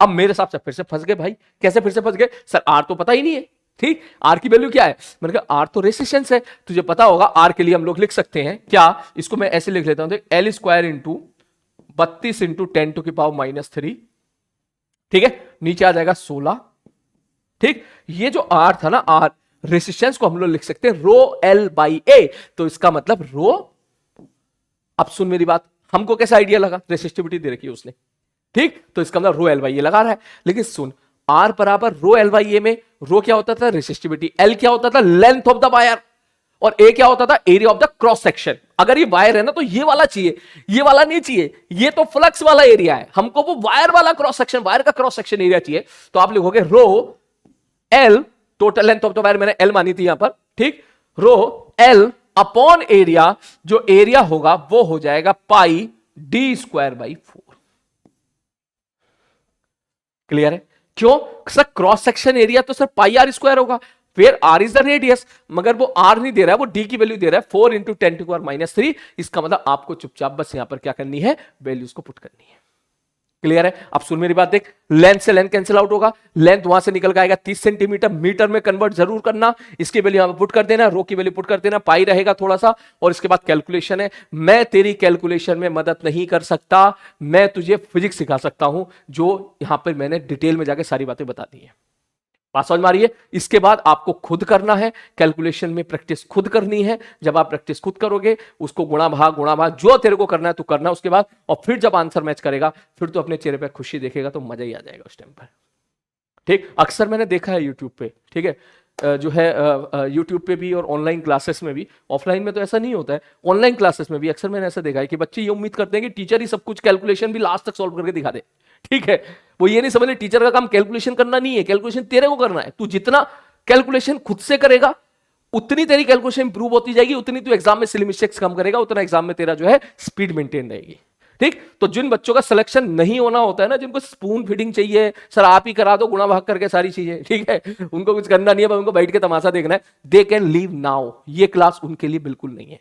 पहले बोल रहा हूं मैं, कड़वी बात है लेकिन सच्ची बात है, ये एटीट्यूड है तो है, क्योंकि मैं ओनली अभी तक जितने बच्चों को मैंने पढ़ाया वो ओनली पढ़ने वाले बच्चों को पढ़ाया, और पढ़ने वाले बच्चे बात सिंसियर तरीके से जानते हैं, जो जेईई मेंस जेईई एडवांस की प्रिपरेशन कर रहे हैं, कि कैलकुलेशन वाला पार्ट उनको खुद सुधारना नहीं पड़ेगा, एक अच्छे लेवल पे ले जाना पड़ेगा। और आप में कोई बच्चा अगर ये सच में चाहता हो कि सर मैं अपनी कैलकुलेशन कैसे इंप्रूव करूं फिजिक्स में, तो there are so many things. तू चाहे तो एचसी वर्मा के सॉल्व एग्जाम्पल देख सकता है, होते कुछ बच्चे चाहते हैं, मेरे पास सामने कभी कभी आता है कि सर मैं चाहता हूं कैलकुलेशन बहुत फास्ट हो जाए, तो भाई अब फास्ट करने का मतलब ये तो नहीं है ना कि तू 25,200 में 2,565 की गुणा करके कर रहा है, उससे तो नहीं सीखेगा तू, ठीक। तो उसके लिए तरीका ये होता है, एचसीबी के लिए आप में से जितने बच्चे ऐसे हो जिनकी कैलकुलेशन थोड़ी सी पुअर रह गई हो, या जिनको हमेशा गड़बड़ी होती है, तो मैं उनको बोलूंगा कि डेली आधा घंटा या 20 मिनट निकाल, और एचसी वर्मा के जितने सॉल्व एग्जाम्पल हैं, सॉल्व एग्जाम के लास्ट में जा, लास्ट में जो वो वैल्यू पुट करते हैं केवल वो देख, और उसमें जो है फटाक से वैल्यू पुट करके गुणा भाग करके दे, और फाइनल आंसर लाने की कोशिश कर, करके देखो। मैं तो बोल रहा हूं, मैं आप सबको ये होमवर्क दे रहा हूं एक तरीके से, आप कहते हो ना होमवर्क दो, ये मैं होमवर्क दे रहा हूं अपनी चॉइस का। कोई भी चैप्टर एचसीबी से उठाइएगा, उसके सॉल्व एग्जाम्पल में जाइएगा, 10 क्वेश्चन सेलेक्ट कीजिएगा, ठीक है, बचना मत इससे, नहीं अरे क्या है गुणा भाग एकदम, क्योंकि बेटा यही जब गुणा भाग एग्जाम में आती है तो फिर तुम निपटा देते हो सवाल को, फिर क्या तो ये हो नहीं पाई हमसे, इसमें सिली मिस्टेक्स हो गई, वो इसीलिए हुई क्योंकि उसकी प्रैक्टिस तो की नहीं तुमने खुद से। ठीक, तो 10 से 20 सवाल आप लीजिएगा और उनकी क्वेश्चंस की प्रैक्टिस आप कीजिएगा। ठीक, फिर आप चेक करना 20 में से कितने क्वेश्चन आप सही कर पा रहे हो, और अगर सच में 20 में से 20 कर पा रहे हो सही, तो समझ जा कि आप बिल्कुल सही जा रहे हो, और 20 में से 19 कर रहे हो, एक भी गलत हो रहा है ना, तो समझ जाना कि भाई साहब अभी आप एग्जामिनेशन में सेलेक्ट होने के लिए तैयार हुए नहीं हो, अभी बहुत कुछ इंप्रूवमेंट की गुंजाइश है। एक भी गलत नहीं होना चाहिए, एक भी गलत नहीं होना चाहिए, क्योंकि इस स्टेज पे बेटा एक सवाल गलत होने का मतलब 5 नंबर का लॉस है, और पीछे बेटा 5 नंबर पर जाएगा तो 5000 रैंक तक, 5 क्या 10-10 हजार रैंक का वेरिएशन आ जाता है एक एक सवाल पे। तो चेक करके देख लेना पिछले साल की जो भी रैंक्स वगैरह आई है। ठीक, तो जल्दी से इसको छापो। कोई बच्चा अगर बोले भी ये बात कि सर आप यहाँ पे फाइनल आंसर में वैल्यू पुट करके कैलकुलेशन नहीं कर रहे हो, उनको तुम सूतो पकड़ के बोले तू मत पढ़, तू निकलने यहाँ से, तेरे लिए क्लास नहीं है, ये पढ़ने वाले बच्चों के लिए क्लास है केवल। नेक्स्ट, अगला क्वेश्चन तुम्हारे सामने ये रहा, मैं किनारे हो रहा हूं, ये भी उसी पैटर्न पे सवाल है, प्लीज ट्राई करो उसको जल्दी से, जल्दी चलो स्टार्ट करें। ठीक है, a long solenoid of radius R, ठीक है, carrying a time dependent current. अच्छा, सोलेनोइड में करंट फ्लो करा दिया और करंट टाइम के हिसाब से फ्लो करा दिया, इसका मतलब सोलेनोइड के एक्सेस में जो भी मैग्नेटिक फील्ड आएगी म्यू एन आई, वो भी मैग्नेटिक फील्ड जो भी आएगी वो भी वक्त का फंक्शन आ गया। ठीक है, फिर क्या किया, a ring of radius 2 R placed coaxially near its middle. आहा, सोलेनोइड के फिर क्या किया, मिडिल में एक वो रख दी रिंग। ठीक, तो ऐसा समझ एक रिंग है और उसका बीच में सोलेनोइड को घुसेड़ दिया ऐसे। ठीक, ये कहानी है बेसिकली। ठीक है भैया, कोई दिक्कत वाली बात नहीं, आगे बढ़ते हैं। ड्यूरिंग द टाइम इंटरवल 0 से लेके 1 second induce current and induce EMF in the ring changes S. अच्छा सर, इंड्यूस ईएमएफ क्यों आएगा? एक बात बता, क्या सोलेनोइड की वजह से along the axis magnetic field mu N I लिख सकते? हाँ सर, आई की वैल्यू बताओ। सर आई की वैल्यू हो जाएगी I naught into T minus T square, टी से अंदर मल्टीप्लाई कर दे। ठीक, ये मैग्नेटिक फील्ड आ गई। Sir into area pi R square, क्योंकि पूरे रिंग से थोड़ी ना मैग्नेटिक फील्ड जा रही है, उसके केवल सेंटर वाले पार्ट से जा रही है। ठीक, सर ये जो निकाला ना, ये आपने फ्लक्स निकाल दिया। मैंने कहा ठीक है सर, इस फ्लक्स, ये फ्लक्स निकाल दिया मैंने रिंग के थ्रू। सर इसको अगर आप डिफरेंशिएट कर दो टाइम के रिस्पेक्ट में, ठीक, तो ये हमारा D phi by D T हो गया। और D phi by D T क्या होता है sir? D phi by D T तो ईएमएफ होता था मैग्नीट्यूड वाइज। मैंने कहा ठीक है, अब तू अगर डिफरेंशिएट करेगा तो देख, ये दुनिया भर की ये सारी चीजें तो कांस्टेंट है। जैसे ही हम मारेगा डिफरेंशिएशन, टी का डिफरेंशिएशन 1, 2t का डिफरेंशिएशन, टी स्क्वायर का डिफरेंशिएशन 2t, ये हमारा डिफरेंशिएशन आ गया और यहां पर हो गया अगड़म बगड़म अम्बे वो, ये निकल खा गया तेरा ईएमएफ। अब मजे की बात क्या है, हाफ सेकंड पर ईएमएफ 0 हो गया। हाफ सेकंड पे ईएमएफ क्या हो गया? 0 हो गया। और हाफ सेकंड के बाद ईएमएफ नेगेटिव हो गया, और हाफ सेकंड से पहले ईएमएफ जो भी आ रहा था, ये पॉजिटिव नेगेटिव तो बेसिकली वो खुद बोलना चाहिए उसको कि जो करंट की डायरेक्शन है, किस डायरेक्शन को, किस सेंस को पॉजिटिव नेगेटिव बोल रहा है। लेकिन हम इतना जरूर बोल सकते हैं कि हाफ सेकंड पर ईएमएफ 0 है, हाफ सेकंड पर जो है करंट भी 0 है, उसके पीछे और उसके बाद हाफ सेकंड से पहले और हाफ सेकंड के बाद करंट अपनी डायरेक्शन को चेंज कर लेगा, ये अपन बोल सकते हैं। तो अगर अपन यहां पे चेक करें तो भैया चेक करके दे, at equal to half second direction of I R reverse and V R is 0, बिल्कुल करेक्ट। बी ऑप्शन सारे चेक कर लेते हैं। Direction of I R remains unchange, ना बिल्कुल नहीं, क्योंकि ईएमएफ को रेजिस्टेंस से डिवाइड करेगा तो करंट आएगा। तो करंट जाहिर सी बात है, हाफ सेकंड पे ईएमएफ 0 है, हाफ सेकंड से पहले अगर पॉजिटिव है तो हाफ सेकंड के बाद ईएमएफ नेगेटिव हो जा रहा है। खैर पॉजिटिव नेगेटिव नहीं बोलना चाहिए मुझे, क्योंकि बाय डेफिनेशन तो यहां भी एक माइनस आता है, ठीक, लेकिन वो माइनस तो करंट की डायरेक्शन बताने के लिए आता था, तो इसलिए हम लोग माइनस के चक्कर में हम यहां पे कंफ्यूज होंगे नहीं, हम तो ईएमएफ का मैग्नीट्यूड लेके चलेंगे। अपन ये जरूर बोल देंगे कि यार हाफ सेकंड से पहले और हाफ सेकंड के बाद ये फंक्शन अपना साइन चेंज कर रहा है। इसका मतलब साइन चेंज करने का मतलब ओनली करंट जो है, करंट की डायरेक्शन क्या हो रही होगी? चेंज हो रही होगी। बिल्कुल उसी प्रकार direction I R remains unchange, गलत। T equal to direction of I R reverse, नहीं, गलत। क्लियर है? केवल एक सिंपल सा सवाल है, जस्ट डिफरेंशिएट मारो और सॉल्व करो, ठीक है। चलो आगे बढ़ते हैं। नेक्स्ट क्वेश्चन आपकी स्क्रीन पे ये रहा, थोड़ी सी स्पीड बढ़ाते हैं भाई साहब आप अपन।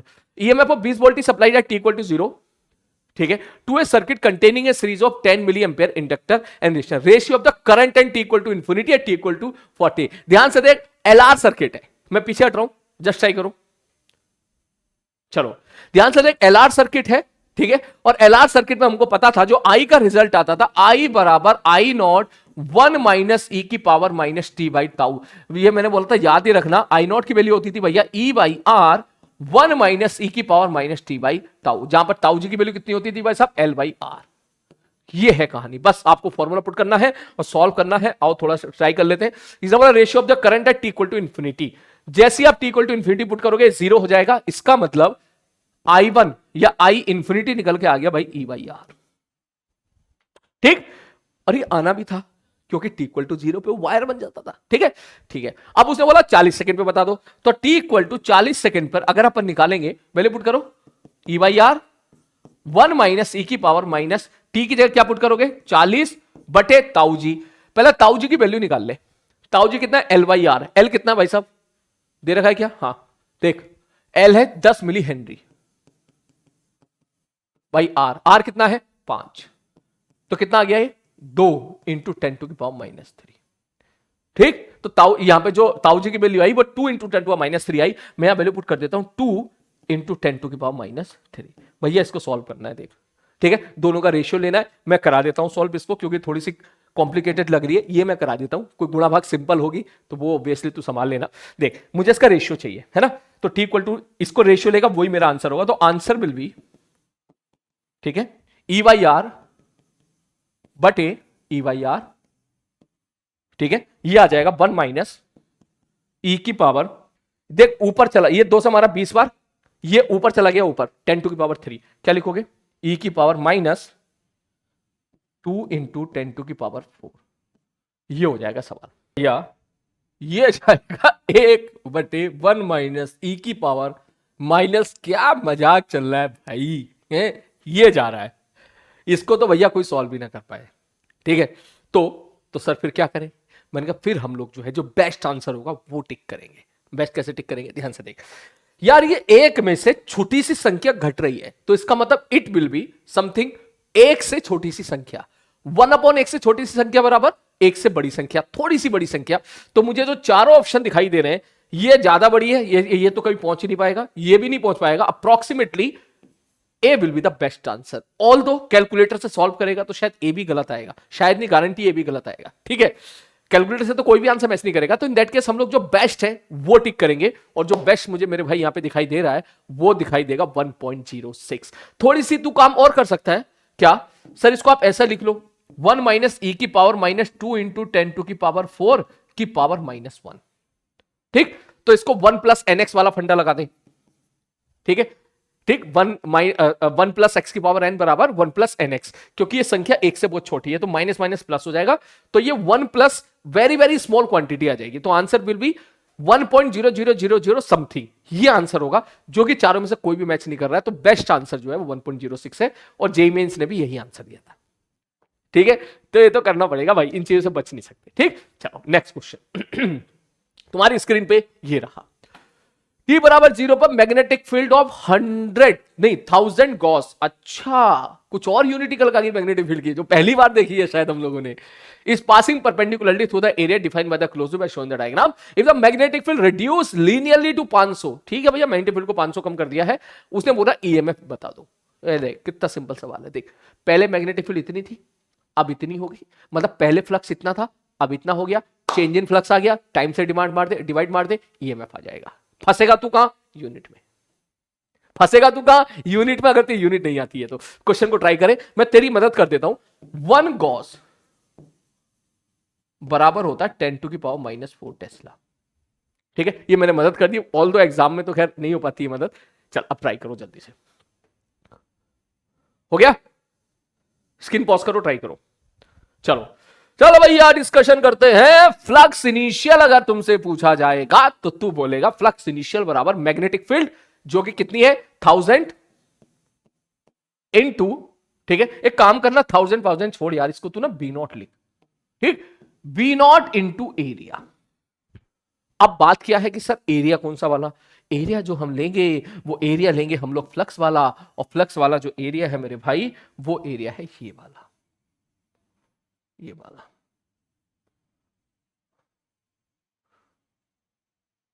ये वाला एरिया।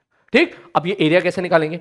मेरे हिसाब से बस सारा खेल उसने मैथ्स का खेल दिया। एक काम कर, सबसे पहले तो तू ये वाला एरिया निकाल दे। कौन सा वाला पता है? ये वाला, ये वाला, ये लाल वाला एरिया।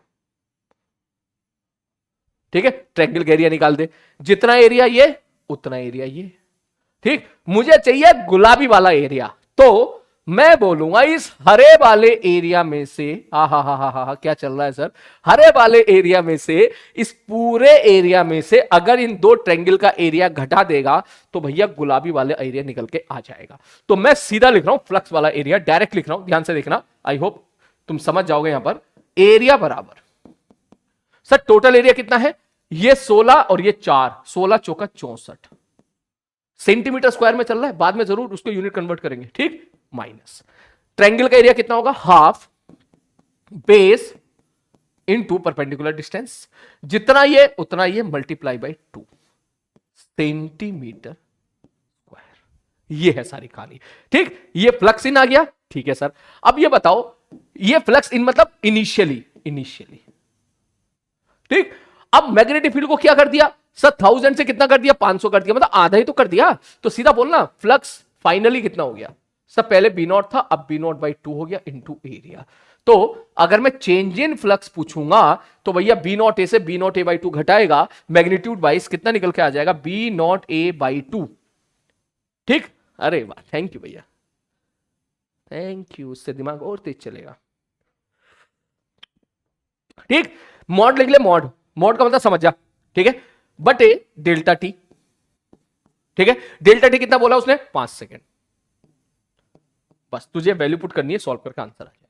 ठीक है, लेकिन मैं इसको यहां पे नहीं छोड़ूंगा, इसको सॉल्व कर लेते हैं पूरा का पूरा। ठीक है, क्योंकि यूनिट कन्वर्जन का इस्तेमाल अच्छा खासा हो रहा है। चला जा पहले बी नॉट, बी नॉट कितना है? बी नॉट है 1000 इंटू 10⁻⁻4 मल्टीप्लाई बाई। ठीक, मच्छर कहां से आ गया भाई? ठीक, एरिया, एरिया कितना है सर? देखो ये से ये कैंसिल आउट हो गया, 4 दूनी 8, 64 में से 8 गया 56, 56 इंटू 10⁻⁻4 सेंटीमीटर को मीटर में कन्वर्ट करेगा, स्क्वायर है तो -4 आ जाएगा, बटे 2 into delta T, delta T, delta T, delta T, delta T, delta T, 5 second, खत्म। बस हो गया। इसके बाद अब क्या बचा? ध्यान से देखो, देख कर लिया यार खुद चला जा, कर लेते हैं। देख भाई, 5 दूनी 10, 1 0 अपने घर को गया, ये 2 0 मिलके 4 4 8, इसको काट के 10⁻⁻6 हो गया। That means answer is 56 into 10⁻⁻6। ठीक है, अरे भैया बिल्कुल एग्जैक्ट ऑप्शन तेरा मैच कर गया, C option is correct. Clear है? यही था सवाल में। ठीक है, चलो आगे बढ़ते हैं। देख ऐसे क्वेश्चंस मिलेंगे जब फ्लक्स बी इंटू ए ना, बस यही खेलेगा, कभी एरिया चेंज कर देगा, कभी एरिया की थोड़ी मैथमेटिक्स लगानी पड़ेगी तेरे को। ठीक, वही सवाल है। नेक्स्ट आगे बढ़ते हैं, थोड़ी स्पीड बढ़ाते हैं। अगला क्वेश्चन तेरे सामने, वह करंट मार रहा है, ये रहा। चलो एक बार देखते हैं। इसने बोला है, अरे भैया ये भी बड़ा अच्छा सवाल है, जस्ट ट्राई कर, ट्राई कर, देखते ही समझ गया मैं, देखते ही समझ गया, क्लास में कराया हुआ क्वेश्चन है। देख एलआर सर्किट है, स्विच को बंद कर दिया है, उसने बोला टोटल चार्ज बता दे बैटरी से 0 से टाउ जी तक कितना फ्लो करेगा। ठीक, तो तू ये बता, आई का जो रिलेशन था वो आया था आई बराबर आई नॉट 1 माइनस ई की पावर माइनस टी बाई ताऊ जी। ठीक, तुझे क्या चाहिए? टोटल चार्ज कितना फ्लो किया। तो भैया जब क्यू को डिफरेंशिएट करते थे तो करंट आता था, तो करंट को इंटीग्रेट करेगा तो चार्ज आ जाएगा, खत्म कहानी। सीधा बोलेगा कि sir charge flow will be integration of I D T, कहां से कहां तक? 0 से ताऊ जी तक। चुपचाप वैल्यू चिपका दे, क्या? ई बाई आर, ठीक है, 1 माइनस ई की power minus T by tau into D T का इंटीग्रेशन फ्रॉम 0 टू टाउ। ठीक, इसके बाद काम आपका है, अब मैं नहीं करूंगा इसको, इसको इंटीग्रेट करना थोड़ा सा मुश्किल काम है। ठीक है, लेकिन इतना मुश्किल भी नहीं है, इसको इंटीग्रेट ए बाई टाउ बाहर आ जाएगा, ई की पावर एक्स इंटू ए की पावर एक्स, जैसे आप सॉल्व करोगे आंसर निकाल सकते हो। लेकिन ना मैं तेरे को ये जरूर बता दूंगा कि आंसर बेसिकली जाएगा किस रेंज में। एक ट्राई करना, ट्राई कर, चल मैं चाय पीता हूं तब तक। जल्दी चलो आओ चेक करते हैं। देख कर ही देते हैं ना, बुराई क्या इसमें। देख ई बाई आर तो कॉमन निकल गया, ठीक है, 1 का इंटीग्रेशन टी का वैल्यू होगा टाउ माइनस ई की पावर समथिंग का इंटीग्रेशन करेंगे, ई की पावर जो भी होता है वही होता है इंटीग्रेशन, बस जो यहां पे मल्टीप्लाई में है वो डिवाइड में आ जाएगा, तो 1 अपॉन टाउ डिवाइड में जाने का तो ऊपर टाउ चला जाएगा प्लस के साथ, ठीक, और ये आ जाएगा ई की power minus T by tau, कहां से कहां तक, 0 से टाउ तक। मजली ब्रैकेट में बंद कर दे इसको, बड़ी खतरनाक कैलकुलेशन जा रही है भाई, चल चलन दे, जो भी चल रही है चलन दे चलन दे चलन दे। ताऊ जी बाहर निकल के आगे, ताऊ जी ठीक है, ई बाई आर, ठीक है, ताऊ जी बाहर निकल के आए 1 प्लस, ठीक है, जैसी वैल्यू रखेगा ई की power minus T by tau minus T की वैल्यू 0 पुट करेगा तो ई की पावर 0 इज 1 माइनस, अबे 1 वाला टर्म तो कैंसिल आउट हो गया, कितना आ गया, ई बाई आर, ठीक है, ई की power minus T by tau, ये जा रहा है ना, सॉरी यार, टी की जगह टाउ रखेगा ना, tau by tau, tau by tau, tau by tau, tau by tau minus 1, ठीक है, ई अपॉन, ठीक, और हां ये ताऊ जी सॉरी बाहर थे, आंसर क्या होगा, ई टाउ बटे आर ई, ठीक है, और वैल्यू और रख ले भैया, ई टाउ जी की वैल्यू कितनी होगी, L by R into R E L बटे आर स्क्वायर ई एल बटे आर स्क्वायर, भाई साहब इसको तो स्टार डाल दे, जरूर ट्राई करना, क्योंकि सच बात बताऊं ड्यूरिंग द इंटीग्रेशन मुझे फील आ रही थी कि ये जा सकता है, क्योंकि समथिंग माइनस समथिंग आ रहा है जैसे यहाँ पे इंटीग्रेट करेंगे, लेकिन मुझे लगा कि भाई साहब कुछ ना कुछ गड़बड़ हो सकता है, तो इन दैट केस अच्छा सवाल था, जैसे कि तू नोटिस कर रहा है फिजिक्स बस इतने पे खत्म होगी, उसके बाद जो भी है कैलकुलेशन है, इंटीग्रेशन है, ठीक है, बढ़िया सवाल था, till the last feel I रही थी कहीं ना कहीं चीजें जरूर ये मारेगा जरूर कहीं ना कहीं, तो आखिरी में देख ले कितना बढ़िया आंसर निकल आया, अनएक्सपेक्टेड आंसर आया, और यार इसको यूनिट डायमेंशन से भी कर सकते हैं एक ही लाइन में,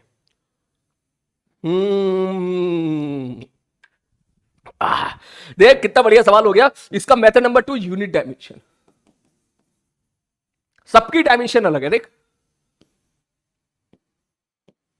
सबकी डायमेंशन अलग, समझ में आ रही बात, यूनिट डायमेंशन से भी हो जाएगा, एक ही लाइन में हो जाएगा, उसमें तो हिट एंड ट्रायल जो है करना पड़ेगा, ठीक है, चलो आगे बढ़ते हैं, नेक्स्ट क्वेश्चन तेरी स्क्रीन पे ये रहा, हाँ ये क्वेश्चन थोड़ा सा अलग है, यूनिक है, मैं पीछे हट रहा हूं, प्लीज ट्राई इट, चलो ध्यान से देख यार, सवाल बेसिकली ये है कि मैं बोलूं ये है सोलेनॉइड, और यहां से तूने एक नॉर्थ और साउथ, सपोज एक मैग्नेट है जिसमें मैग्नेटिक फील्ड इस तरीके से निकलती है लाइक दिस, ठीक, और इसको तू जो है इधर लेके आ रहा है, ऐसे निकाल रहा है, ठीक है, तो इसका मतलब वो कहना चाह रहा है भैया बताओ इसके थ्रू जो भी करंट पास करेगा उसके पीछे की क्या कहानी होगी, तो मैं एक बात बोलूंगा, देख कैसे समझ, ये नॉर्थ पोल है, ये इधर आ रहा है, हाँ सर इधर आ रहा है, जब ये इधर आ रहा होगा इसके थ्रू पास होने वाला फ्लक्स बढ़ रहा होगा, ठीक है सर बढ़ रहा होगा, बढ़ते बढ़ते बीच में जब ये पहुंचा होगा तब फ्लक्स कांस्टेंट हो गया होगा, ठीक है, और जब ये बाहर निकला होगा तब फ्लक्स घटा होगा, ठीक है, इसका मतलब करंट की जो भी डायरेक्शन आएगी वो डायरेक्शन हम सॉल्व तो नहीं कर सकते इजीली जब तक डाटा प्रॉपर गिवन ना हो, लेकिन अपन ये बोल सकते हैं जब आ रहा होगा तब जो करंट की डायरेक्शन होगी, और जब बाहर निकला होगा तब जो करंट की डायरेक्शन होगी, वो दोनों डायरेक्शन अपोजिट होंगी, और बीच में करंट जीरो भी मिलेगा देखने के लिए जब ये बिल्कुल इसके अंदर चला जाएगा, भले ही थोड़ी देर के लिए मिले, तो बेस्ट आंसर क्या जाना चाहिए, ठीक, कि गैल्वेनोमीटर में सर जो इसमें बी वाला पार्ट उसने दे रखा है, मैग्नेट इज कंप्लीटली इनसाइड, मतलब बी से पहले और बी के बाद करंट की direction must be in opposite direction, B option गलत, सब में सीधा सीधा कह रहा है, ठीक है, C option yes, C option हो सकता है, ठीक है, कि भैया ये गैल्वेनोमीटर था, जब आ रहा था तो इधर सुई, फिर ये, ठीक है सर, डी ऑप्शन ना भैया, डी तो ए और बी तो एक जैसा कह रहा है, गलत हो गया, बचा ए तो अलग ही दुनिया चल रही, ए तो यूं ही चल रहा है, मैं तो बढ़ता ही चला जाऊंगा कुछ भी हो जाए, इसका मतलब ये भी गलत, बेस्ट ऑप्शन इज सी, ठीक है, थोड़ा सा उस टाइम पे थोड़ा दिमाग लगाना पड़ेगा, जो हमें बेस्ट ऑप्शन होगा वो हमको यहां पे लगाना पड़ेगा, ठीक है, ये भी एक अच्छा सवाल था, काफी कुछ सीखने के लिए मिला, आज सारे क्वेश्चन पता है मैंने स्टार्टिंग के वो ही लिए, ठीक है, सही बात बोलूं तो मैं कि जो है जिन पे बच्चे अक्सर फंसते हैं, और सुन इन क्वेश्चन लेने का पर्पस देख मेरे भाई यही है मेरा, कि एक बार इन क्वेश्चन से होके तू गुजर जा, बाकी जो सिंपल और फॉर्मूला बेस्ड सवाल है वो तू अपने लेवल पर संभाल लेना, ठीक है, जो फॉर्मूला बेस्ड सवाल आएंगे वो भी मैं आखिरी में दिखाऊंगा यहाँ पर, जितने भी हैं अभी तो शायद हम लोग 16-17 क्वेश्चन पे पहुंचे, इसके बाद जितने भी है ना भी वो फॉर्मूला बेस्ड सवाल है वो तो अपने लेवल पे सवाल लेना, क्योंकि उसमें जस्ट कैलकुलेशन हल्की सी होगी और छोटे छोटे सवाल होंगे। ये जो क्वेश्चन कुछ नए जैसे होते हैं जिनको करने के लिए थोड़ा सा कॉन्फिडेंस चाहिए, डर लगता है, कैलकुलेशन खतरनाक सी है, उनसे मैं तुझे यहां से पार पूछा रहा हूं। ठीक, नेक्स्ट अगला क्वेश्चन, ये नहीं ये रहा। In series LR circuit connected to a battery of EMF B, battery is switch on at t equal to 0, time at which the energy stored in the inductor reaches to 1 upon n times to its maximum value। बहुत बढ़िया सवाल है, जल्दी से try कर, मैं बस hint देके निकल जाऊंगा। करो, मैं किनारे हो रहा हूं। ठीक है सर, देखो जो सर LR सर्किट में ना जो I होता है ना, I बराबर होता है I नॉट 1 माइनस ई की power minus T by tau. ठीक है, उसने बोला सर जो एनर्जी है ना, एनर्जी वो एनर्जी मैक्सिमम वैल्यू की मतलब ई नॉट की 1 अपॉन एन हो जानी चाहिए। एनर्जी के अंदर, इंडक्टर के अंदर, मतलब हाफ एल आई स्क्वायर। समझ रहा मेरी बात? इसका मतलब जो करंट है, समझ रहा, एनर्जी का 1 अपॉन एन होना, इसका मतलब ये हुआ करंट का आई बाई रूट एन होना। समझ मारी बात? करंट का आई नॉट बाई रूट एन होना। क्यों? ये एनर्जी किसके बराबर होती है भाई साहब? इंडक्टर के अंदर हाफ एल आई स्क्वायर। ठीक, तो तू ऐसे समझ, जो करंट है अगर आई नॉट बाई रूट एन हुआ तो energy half L I square का रूट एन का स्क्वायर क्या हो जाएगा? एन हो जाएगा। तो इसका मतलब 1 अपॉन एन टाइप हो जाएगा। इसका मतलब तुझे ये बताना है कि करंट कब आई नॉट बाई एन हो जाएगा, I naught by root N हो जाएगा, मतलब इस आई की value I naught by root N कब हो जाएगी? तुझसे ये पूछ रहा है भैया, ये पूछ रहा है तुझसे। अब तो कर ही लोगे। अब इसके बाद थोड़ा सा फिर क्या हो गया कि सर ये कैलकुलेशन है, सर ये एलन वेलन से डर लग रहा है, आप ही कर दो। ठीक है, चल आजा कर लेते हैं, कोई बात नहीं। देख आई नोट कैंसिल आउट हो गया, रूट एन ऊपर की तरफ गया। ठीक है, तो ये इधर आ गया, ये इधर आ गया, ई की power minus T by tau बराबर 1 माइनस 1 अपॉन रूट एन। भाई साहब इस क्लास के बाद ना मेरी कैलकुलेशन स्ट्रॉन्ग होगी, तुम्हारी का पता नहीं कैसी, खैर मेरी तो पहले से स्ट्रॉन्ग थी। ठीक, इक्वल टू, ठीक, अब एक काम कर, ये हो गया root N minus 1 by root N. अब इसमें ले ले एल एन दोनों साइड, तो ये आ जाएगा minus T by tau equal to L N. ठीक, उसको पलट दे और माइनस को हटा दे। ठीक, root N upon root N minus 1। You चालाक ब्रो। ठीक, ये ताऊ जी है, ये ताऊ जी को यहां लिख दे। आंसर विल बी ताऊ जी into L N root N upon root N minus 1। गलत, गलत, ये सही जा रहे हैं, गलत, C option is correct. Clear है? छोटा सा सवाल है। हाँ, कभी ऐसे भी कर सकते हो, एन की वैल्यू 2 पुट कर दो अपने मन से। ठीक है, कि जो है ऐसे समझ ले कि एन के वैल्यू 2 पुट कर दिया, 4 पुट कर दे, कि एनर्जी कब 1/4 हो जाएगी? एनर्जी कब 1/4 हो जाएगी? जब करंट आधा हो जाएगा। ठीक है, तो एन की वैल्यू 4 पुट कर दे तो भी वहां से तू कर सकता है। ठीक, अच्छा सवाल था ये भी मैथमेटिक्स के लिए पॉइंट ऑफ व्यू से। नेक्स्ट अगला क्वेश्चन तेरी स्क्रीन पे ये रहा। अब सिंपल सिंपल सवाल शुरू हो गए। ठीक है, स्टार्ट करो जल्दी से, फटाक से, एक मिनट के अंदर एक सवाल। स्क्रीन पॉज करो, ट्राई करो।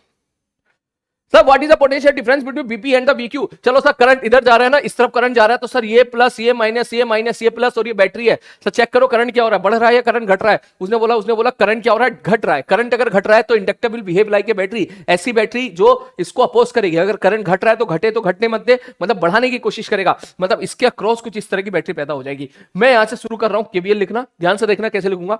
वी क्यू, बात का साइन क्या आया? Minus I into R, R की वैल्यू कितनी है? 2। चल चल चल चल चल, बाद में क्या आया? प्लस 30। ठीक, ईएमएफ वाली बैटरी का बाद में कौन सा डंडा आया? प्लस। ठीक, अब क्या लिख दे इसका? मैग्नीट्यूड। मैग्नीट्यूड क्या लिखे इसका? ईएमएफ क्या लिखेगा sir? L D I by D T. L की वैल्यू कितनी है भाई साहब? एल नहीं दिया, का दिया तो होना चाहिए भाई साहब, चेक करो चेक करो। अरे ये दिया ना 50। एल की वैल्यू कितनी देती है? 50 इंटू 10 टू की power minus 3 into D I by D T. D I by D T कितना है? D I by D T, D I by D T, D I by D T, D I by D T 10 square, इसका मतलब 100। ठीक है, ये निकल के आ गया 5। सुन मेरी बात, यहां -100 पुट मत करना। ठीक है, क्योंकि ऑलरेडी मैंने बैटरी का बड़ा डंडा पहले से डिसीजन ले लिया है कि आगे की तरफ ही होगा। बुक्स में आप जाओगे तो वो यहां पर माइनस लिख के प्रॉपर तरीके सॉल्व करता है। हम लिखेंगे माइनस, बुक में क्या लिखा होगा ध्यान से समझ। बुक में यहां माइनस दिया होगा, इस जगह पर माइनस दिया होगा और यहां भी माइनस दिया होगा। माइनस प्लस माइनस क्या हो जाएगा? प्लस हो जाएगा। ठीक, अगर आप बुकिस मेथड से चलना चाहते हो तो मैं बुकिस मेथड से चलूं, तो आंसर वो ही आएगा। पहले मैं ये लिख देता हूं, ये कितना आएगा? +5 इक्वल टू बीपी। ठीक, अगर बुक वाले मेथड से जाओगे तो बुक बोलेगी भैया ये सब छोड़ो, हम ये सब ना जानते, हम तो ये जानते हैं, यहां से स्टार्ट हो जाओ। मान के चलो ये ई है, ये आर है, तो वो देखो ऐसे लिखेगी क्या, we Q minus I R plus E. Sir इसका क्रॉस ईएमएफ होगा minus L D I by D T बराबर बीपी। सॉल्व करो, वी क्यू माइनस आई की वैल्यू कितनी है 1 एम्पेयर, 1 गुणे में 2 प्लस ई कितना है 30 माइनस एल कितना है 50 इंटू 10 टू की power minus 3 D I by D T कितना है माइनस 100 बराबर बीपी। अब ये माइनस माइनस क्या हो जाएगा प्लस हो जाएगा, B Q minus 2 plus 30 plus minus minus plus हो गया प्लस 5 बराबर बीपी। इसमें और इसमें हम लोग वहीं पहुंच गए जहां मैंने बताया था। खैर वो मेरा तरीका था, हो सकता है कि आप लोग में काफी बच्चे मुझसे ना पढ़े हो, तो ये बुकिश वाला तरीका इस्तेमाल करो, कोई दिक्कत नहीं, मैं इसको मिटा देता हूं। ले मस्त रहे, सवाल सॉल्व कर ले भैया। क्या पूछा उसने, उसने बताया बीपी माइनस बीक्यू, इसको उधर ले जा, देख 30 और 5 35, 35 में से 2 गया 33, एग्जैक्ट आंसर 33 खत्म। अब ऐसा नहीं है रटे हुए, मुझे ऐसा नहीं है मैं पहले सॉल्व करके बैठा हुआ हूं, मुझे इतना टाइम नहीं मिल रहा है कि मैं इसको पहले से सॉल्व करके बैठ के करूं, ठीक है, यहीं पर ही सॉल्व कर रहा हूं, ठीक है। ये मेरे बैच के बच्चे जानते हैं बेचारे कि उनका जो है अभी ऑलरेडी मेरे ऊपर मतलब बाकी बैचेस भी रहते हैं, तो मेरे पास इतना समय नहीं मैं उनको सॉल्व करूं, लेकिन मैं ये चाहता हूं कि जैसे मैं कैलकुलेशन कर रहा हूं वैसे आप भी करो। इसमें मैं कुछ जल्दबाजी नहीं कर रहा, कोई यूं हड़बड़ी भी नहीं कर रहा, प्यार से लिख रहा हूं, प्यार से सॉल्व कर रहा हूं, उतना ही टाइम लगता है और सिली मिस्टेक्स भी नहीं हो रही हमारी, ठीक है। चलो नेक्स्ट आगे बढ़ते हैं, अगला क्वेश्चन तुम्हारी स्क्रीन पे ये रहा, क्वालिटी फैक्टर। हाँ क्वालिटी फैक्टर पे भी सवाल आता है भाई साहब, क्वालिटी फैक्टर, ठीक है, जल्दी से करो। Resonance circuit having the inductance resistance इतना इतना, ऑसिलेट एट इतना, value of the quality factor of this resonator, जल्दी से ट्राई करो यार। क्वालिटी फैक्टर ना एसी का सवाल है यार, ठीक है, कोई बात नहीं, मैं बता देता हूं फॉर्मूला, है ना। क्वालिटी फैक्टर होता है XL by R, XL is L omega by R, L की वैल्यू कितनी है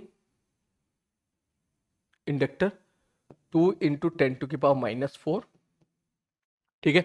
ओमेगा कितना है, ये फ्रीक्वेंसी है, ठीक है, omega is 2 pi F, 2 pi F कितनी है 10 इंटू 10 टू की पावर मेगा का मतलब 6 बटे आर, रेजिस्टेंस कितना है भाई साहब, रेजिस्टेंस है 6.28, ठीक है। तो देख 3.14 इंटू 2 ये कैंसिल आउट हो गया, आंसर क्या आया, ये आया, देख चेक करके देख, ये 6 है 4 गया 2 बचा 2 और 1 3, आंसर इज 2000, ठीक है। ये सवाल अल्टरनेटिंग करंट का है, आप इसको स्किप कर दो, ठीक है, गलती से आ गया तो मैं फ्लो नहीं तोड़ना चाहता लेक्चर का, ठीक है, ये हम लोग बाद में देखेंगे, बस इसका फॉर्मूला याद रखो, ठीक। क्वालिटी फैक्टर का कई बार आ चुका है, एक्सएल बाई आर या एक्सी बाई आर, ठीक है। चलो नेक्स्ट क्वेश्चन आपकी स्क्रीन पे ये रहा, ये रहा, जल्दी से ट्राई करो फटाक से, मैं पीछे हट रहा हूं। चलो उसने बोला कि coil of inductance L having the negligible resistance, ठीक है, connected to a source of a supply whose voltage is given by इतना, अच्छा ओके, ठीक है। If the voltage is applied when t equal to 0, ठीक है, then the energy stored in the coil after 4 second. भाई inductor में 4 second के बाद एनर्जी स्टोर पूछ रहा है, तो एनर्जी स्टोर तो हाफ एल आई स्क्वायर होता है, इसका मतलब उससे जानना चाह रहा है 4 सेकंड के बाद करंट कितना होगा, तो बस खत्म कहानी। तो करंट ये है, ये तुझसे सवाल ये पूछा 4 सेकंड के बाद करंट कितना होगा, क्लियर है। ट्राई करो सवाल को जल्दी से, ये तो कर सकते हो ट्राई, तुम जल्दी करो, कर लिया ट्राई। चलो तो जैसे कि मैंने बोला था कि हमको चाहिए 4 सेकंड पे कितना करंट होगा, कैसे करंट तक पहुंचे, हमें दे रखा है उसने वोल्टेज। अब कॉइल है, इंडक्टर है, रेजिस्टेंस नहीं है, और उसको क्या है सोर्स के अक्रॉस लगा दिया, इसका मतलब जो भी पोटेंशियल डिफरेंस तेरा, जो भी तो वोल्टेज दे रहा है 3t, वही उसके अक्रॉस आ जाएगी। तो इसका मतलब सीधा बोल सब v कितना है 3t, that is equal to L into D I by D T. बात समझ में आ रही है, ठीक। ये बेसिकली कहानी है, मतलब जितना पोटेंशियल डिफरेंस उसके अक्रॉस होगा उतना ही उसके अक्रॉस हो जाएगा। प्रॉपर केबीएल से लिखता तो तू ऐसे लिखता, sir 3t minus L D I by D T बराबर 0, ठीक। अब इसके बाद फिर सोच, सर करंट ऐसे फंक्शन ऑफ टाइम निकालना है ना, दिखाई दे गया, अगर dt इधर ले जाऊं इंटीग्रेट कर दूं तो हो गया काम, बस मजा आ गया। 3t इंटू डी टी बराबर L इंटू डी आई, और भैया करते इंटीग्रेट, कैसे इंटीग्रेट करेगा, सर हमको चाहिए t बराबर 0 पर, उसने बोला स्विच बंद किया है तो करंट था 0, और हमें चाहिए सर 4 सेकंड पर आप करंट बता दो कितना होगा। 4 सेकंड पे करंट मिल गया, हमारा काम हो गया। तो जरा चेक करना भैया, 3 कॉमन निकल के बाहर आ गया, टी का इंटीग्रेशन टी स्क्वायर बाई 2, 4 चौक 16 बटे 2, नीचे आ जाएगा ये एल, ये ऐसे लिख दो एल इंटू आई। तो अगर मैं ऐसे आई निकालूंगा तो आई की वैल्यू कितनी आ जाएगी भैया, 2 से ये 16 थी 48 बटे 2 24 बटे एल, एल की वैल्यू दे रखी कहीं 2 बराबर 12। करंट आ गया 12, इसका मतलब energy will be half L I square, half L की वैल्यू कितनी है भाई साहब 2 इंटू 12 का स्क्वायर, 12 का स्क्वायर कितना होगा 144, 2 से 2 कैंसिल आउट हो गया, आंसर इज करेक्ट 144। बढ़िया सवाल था, देख किधर से घूम के किधर को पूछ लिया उसने, ठीक है, बढ़िया क्वेश्चन है, नोट कर ले। समझ रहा है इस क्वेश्चन में और बाकी क्वेश्चंस में क्या अंतर है? देख मजा क्या होता, मजेदार सवाल कब होता, सोच रेसिस्टेंस भी गिवन होता, ठीक, अब रेजिस्टेंस गिवन होता तो आरएल सर्किट हो जाता, लेकिन जो आरएल सर्किट हमने पढ़ा था I equal to I naught 1 minus E की power minus T upon tau, ठीक, वो आरएल सर्किट में हम लोग कांस्टेंट पोटेंशियल की कांस्टेंट ईएमएफ की बैटरी लगाते थे। यहां अगर सपोज वो कहता बैटरी का ईएमएफ इतना है तो इसका मतलब तुझे प्रॉपर केवीएल के पॉइंट ऑफ व्यू से जाना पड़ता और फिर वो इंटीग्रेशन वाला गेम खेलना पड़ता, जो कि थोड़ा सा काफी लंबा चौड़ा लेंथी पड़ता। मतलब उसको अगर तू यहां रिलेट कर पाए तो अंतर इतना है, वहां रेजिस्टेंस होता था, यहां रेजिस्टेंस नहीं है, वहां बैटरी का ईएमएफ कांस्टेंट था, यहां बैटरी का ईएमएफ वक्त का फंक्शन बना के उसने दे दिया है, ठीक है। चलो नेक्स्ट क्वेश्चन, इसको चाहो तो नोट कर लीजिएगा। नेक्स्ट क्वेश्चन ये रहा, थोड़ी स्पीड बढ़ाते हैं भाई साहब। अगला क्वेश्चन, एन एरोप्लेन, ये भी यार ये क्वेश्चन भी मैंने रखा था जानबूझ के, ठीक है, क्योंकि एंगल ऑफ डिप टाइप के सवाल आ जाते हैं। इस क्वेश्चन को बेटा ट्राई करो, मैं किनारे हो रहा हूं, इस क्वेश्चन को भी ट्राई करो, ये इससे भी आपको काफी कुछ सीखने के लिए मिलेगा। करो जरा स्क्रीन पॉज करो, पढ़ लिया है? देख सवाल सुन, बड़ा अच्छा सवाल है, इसमें एंगल ऑफ डिप का थोड़ा सा कंसेप्ट यूज कर लिया, मैं शॉर्टकट में बता देता हूं। देख इसने ऐसा बोला है, एरोप्लेन है, ऐसे ऐसे 10 मीटर तक उसकी विंग्स जो है फैली हुई है, ठीक है, हॉरिजॉन्टल ऐसे, और स्पीड से वो आगे भाग रहा है 180 किलोमीटर पर आवर। पहला तो सालों खत्म कर इसको, ये जो 180 है ना, 180 किलोमीटर पर आवर बराबर 180 इंटू 5/18, ठीक है, 50 मीटर पर सेकंड से भाग रहा है, सीधी सी बात ये, ठीक है, ठीक है सर। इन्हें हॉरिजॉन्टल डायरेक्शन में जा रहा है, मतलब मैं एरोप्लेन हो जाऊं, ये दो मेरी वो है, ठीक है, विंग्स, और मैं ऐसा आगे की तरफ जा रहा हूं, ठीक। Total intensity of earth field at that part is इतना, लेकिन angle of dip is 60 degree. अब समझ मेरी बात, वो ये कहना चाह रहा है एंगल ऑफ डिप क्या होता था, एंगल ऑफ डिप होता था एक सुई ले ले, मैग्नेटिक नीडल ले ले, उसको क्या कर, धागे से फ्रीली लटका दे, उसको रैप्टा मार दे, वो नाचेगी नाचेगी नाचेगी नाचेगी, और उसके बाद फिर वो क्या आ जाएगी, फिर किसी अपनी स्टेबल स्टेट में आ जाएगी, इक्विलिब्रियम में आ जाएगी, फाइनली रेस्ट पर आ जाएगी।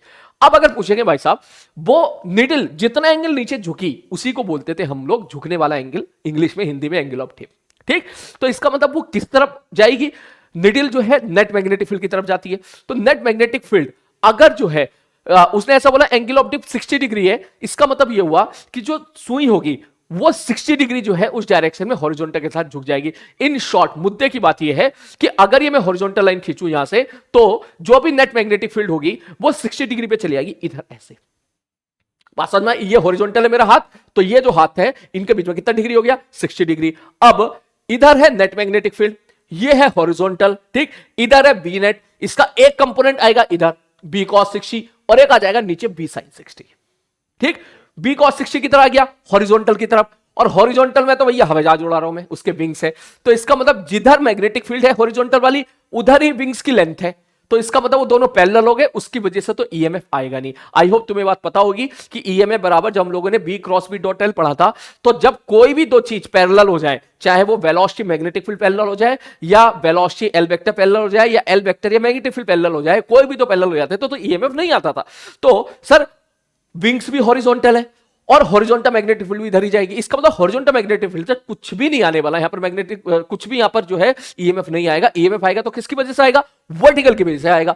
तो उसने बोला ईएमएफ बता दो, तो मैं सीधा लिखूंगा EMF will be sir B L B, बस यहां पे जो वी होगी वो कौन सी वाली लेंगे, वर्टिकल वाली लेंगे, क्योंकि वो उसके परपेंडिकुलर है, ठीक। खत्म कहानी, अब तू वैल्यू पुट कर दे भैया, बी बी बराबर सर इसका साइन कंपोनेंट, मतलब सर एक मिनट, ये हॉरिजॉन्टल तो नहीं है ना, टोटल है, हाँ ठीक है टोटल है सर 2.5 इंटू 10⁻⁻⁴ का साइन 60,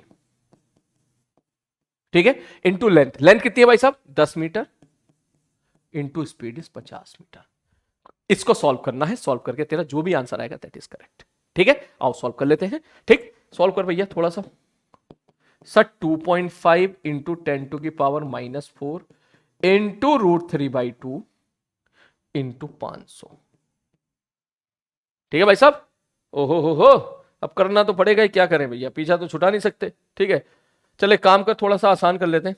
ठीक है, ऐसा समझ, एक जीरो हटा, यहां से एक जीरो चला गया, ये 25 है, और ये कि 2 से हमारा 25 बार। ठीक है, एक जीरो हटेगा, 25 25 625 इंटू √3 इज 1.73, 17 ही रहते थोड़ी देर के लिए। ठीक है, इंटू 10⁻⁻⁴। ठीक, अब सुन मेरी बात, ध्यान से सुन। देख, ये जीरो हटा दे चाहे तो तू यहां से एक जीरो नीचे लेके चला जा, फिर वहां लेके चला जा, 10⁻⁻⁵ हो जाएगा। 17 छक्का 102। समझ मारी बात। यहां चल गुणा भाग कर ही लेते हैं यार, तू भी कहेगा सर आप तो शॉर्टकट लगा रहे हो। भैया 17 का पहाड़ा हमें तो याद है, हमारे गुरुजी ने हमें बचपन में खूब अच्छे से याद कराया था। ठीक है, तुम्हें भी याद होना चाहिए था। 17 पंजे 85, खांसी लगा 8, 17 दूनी 34, 34 और 8 होता है भैया 42, फांसी लगा 4, 17 छक्का 102, 102 और 4 कितना हो जाएगा भैया, 102 और 4 106, और 1 ये है यहां पर, और क्योंकि आंसर मिली में दिए हुए हैं तो 1 जीरो और ले ले वहां से, तो इसका मतलब 106.25 milli volt approximate is the answer. तो आंसर हो जाएगा 108, क्योंकि मैंने यहां पर 1.73 भी होता है, मैंने थोड़ी सी वैल्यू ली थी, तो जो अप्रोक्सीमेट आंसर जाएगा वो हमने कर लिया। अबे कह रहा हूं पहाड़े याद कर लेना 20 तक के। ठीक है ना, आज का सेशन जो हमारा यूट्यूब का ये वाला गया है, आई होप तुझे कैलकुलेशन की वैल्यू समझ में आ गई होगी। जितने क्वेश्चन आज हमने किए, हालांकि खत्म तो वो एक ही लाइन में हो जाता है फिजिक्स, उसके बाद की जो मैथ्स है, ठीक है, मैं तो बोलूंगा जितने बच्चे सिंसियर तरीके से यहां पर लेक्चर देख रहे हैं, उन सबको ये होमवर्क है कि आज के ईच एंड एवरी क्वेश्चन को टिल द लास्ट आपको सॉल्व करना है, टिल द लास्ट। सही बात बताओ, मजा ही आ जाएगा कैलकुलेशन जब तेरे फाइनल आंसर मैच करेंगे तो। ठीक, फिजिक्स भी है, कंसेप्ट भी है, लैंग्वेजेस भी है, लंबे चौड़े सवाल भी है। ठीक है, और जो है हमारा कैलकुलेशन मिस्टेक भी है। नेक्स्ट क्वेश्चन तेरे सामने ये रहा। यार मुझे नहीं लगता इसको कराना चाहिए, दिस इज योर होमवर्क। बहुत देर हो गई, होमवर्क नहीं दिया। Time taken for the magnetic energy 25% maximum value. अभी थोड़ी देर पहले करा था magnetic energy half L square 25% यानी, अरे वही हाफ एल स्क्वायर 1/25% का मतलब 1/4 हो जाए। वो कब होगा, जब करंट आधा हो जाएगा। तो आई बराबर I0, समझ गया, करंट को आधा करना है। This is your homework. Next question ये रहा। ये भी बहुत अच्छा सवाल है बेटा, लंबा चौड़ा सवाल है, सीखने के लिए बहुत कुछ मिलेगा। मैं साइड हो रहा हूं, स्क्रीन को पॉज करें, ट्राई करें। चलो, क्वेश्चन ये कहना चाह रहा है, ध्यान से देखना कि सर देखो यहां पर क्या है, एक रॉड है, बस ये रॉड हाथ में आ जाए मेरी, आ जा, हाँ आ गई। ठीक सर, ये यहां से स्टार्ट, देख यहां से स्टार्ट करी, गई गई गई गई गई गई, फिर यहां गई और फिर ये लौट के वापस आई, ये काम किया है। ठीक, उन्हें बोला बता दो कौन सा ग्राफ किसका होगा। समझ मेरी बात को, देख जब ये रॉड आगे जा रही होगी, ठीक, सपोज अभी यहां पर है तो एरिया हो गया ये वाला, जैसे जैसे ये आगे जाएगी इसका जो फ्लक्स वाला एरिया है बढ़ेगा, बढ़ेगा, फ्लक्स चेंज होगा, फ्लक्स चेंज होगा, ईएमएफ आएगा। जैसी वो इस हरी वाली लाइन को क्रॉस कर जाएगी, इसको क्रॉस कर जाएगी, इस रीजन में आ जाएगी, तब फ्लक्स कांस्टेंट हो जाएगा, क्योंकि मैग्नेटिक फील्ड तो केवल इतनी जगह में है। वो ये रॉड यहां रहे, यहां रहे, मतलब यहां कहीं भी रहे, मैग्नेटिक फील्ड तो उतने ही रीजन में, इसका मतलब number of magnetic field line crossing to this unit area, this area is constant. ठीक, in that case we can say that कि yes flux will be constant. Yes sir, तो सबसे पहले क्या होगा, जैसे यहां से, ध्यान से देखो, मैं ऐसे फिर से बता देता हूं, मैं कहानी स्टार्ट हो रही है सपोज इसकी यहां से, इस जगह से। ठीक, तो जैसे जैसे ये आगे मूव करेगी, फ्लक्स बढ़ रहा है, बढ़ रहा है, बढ़ रहा है, बढ़ रहा है, बढ़ रहा है, बढ़ रहा है, मैक्सिमम हो गया।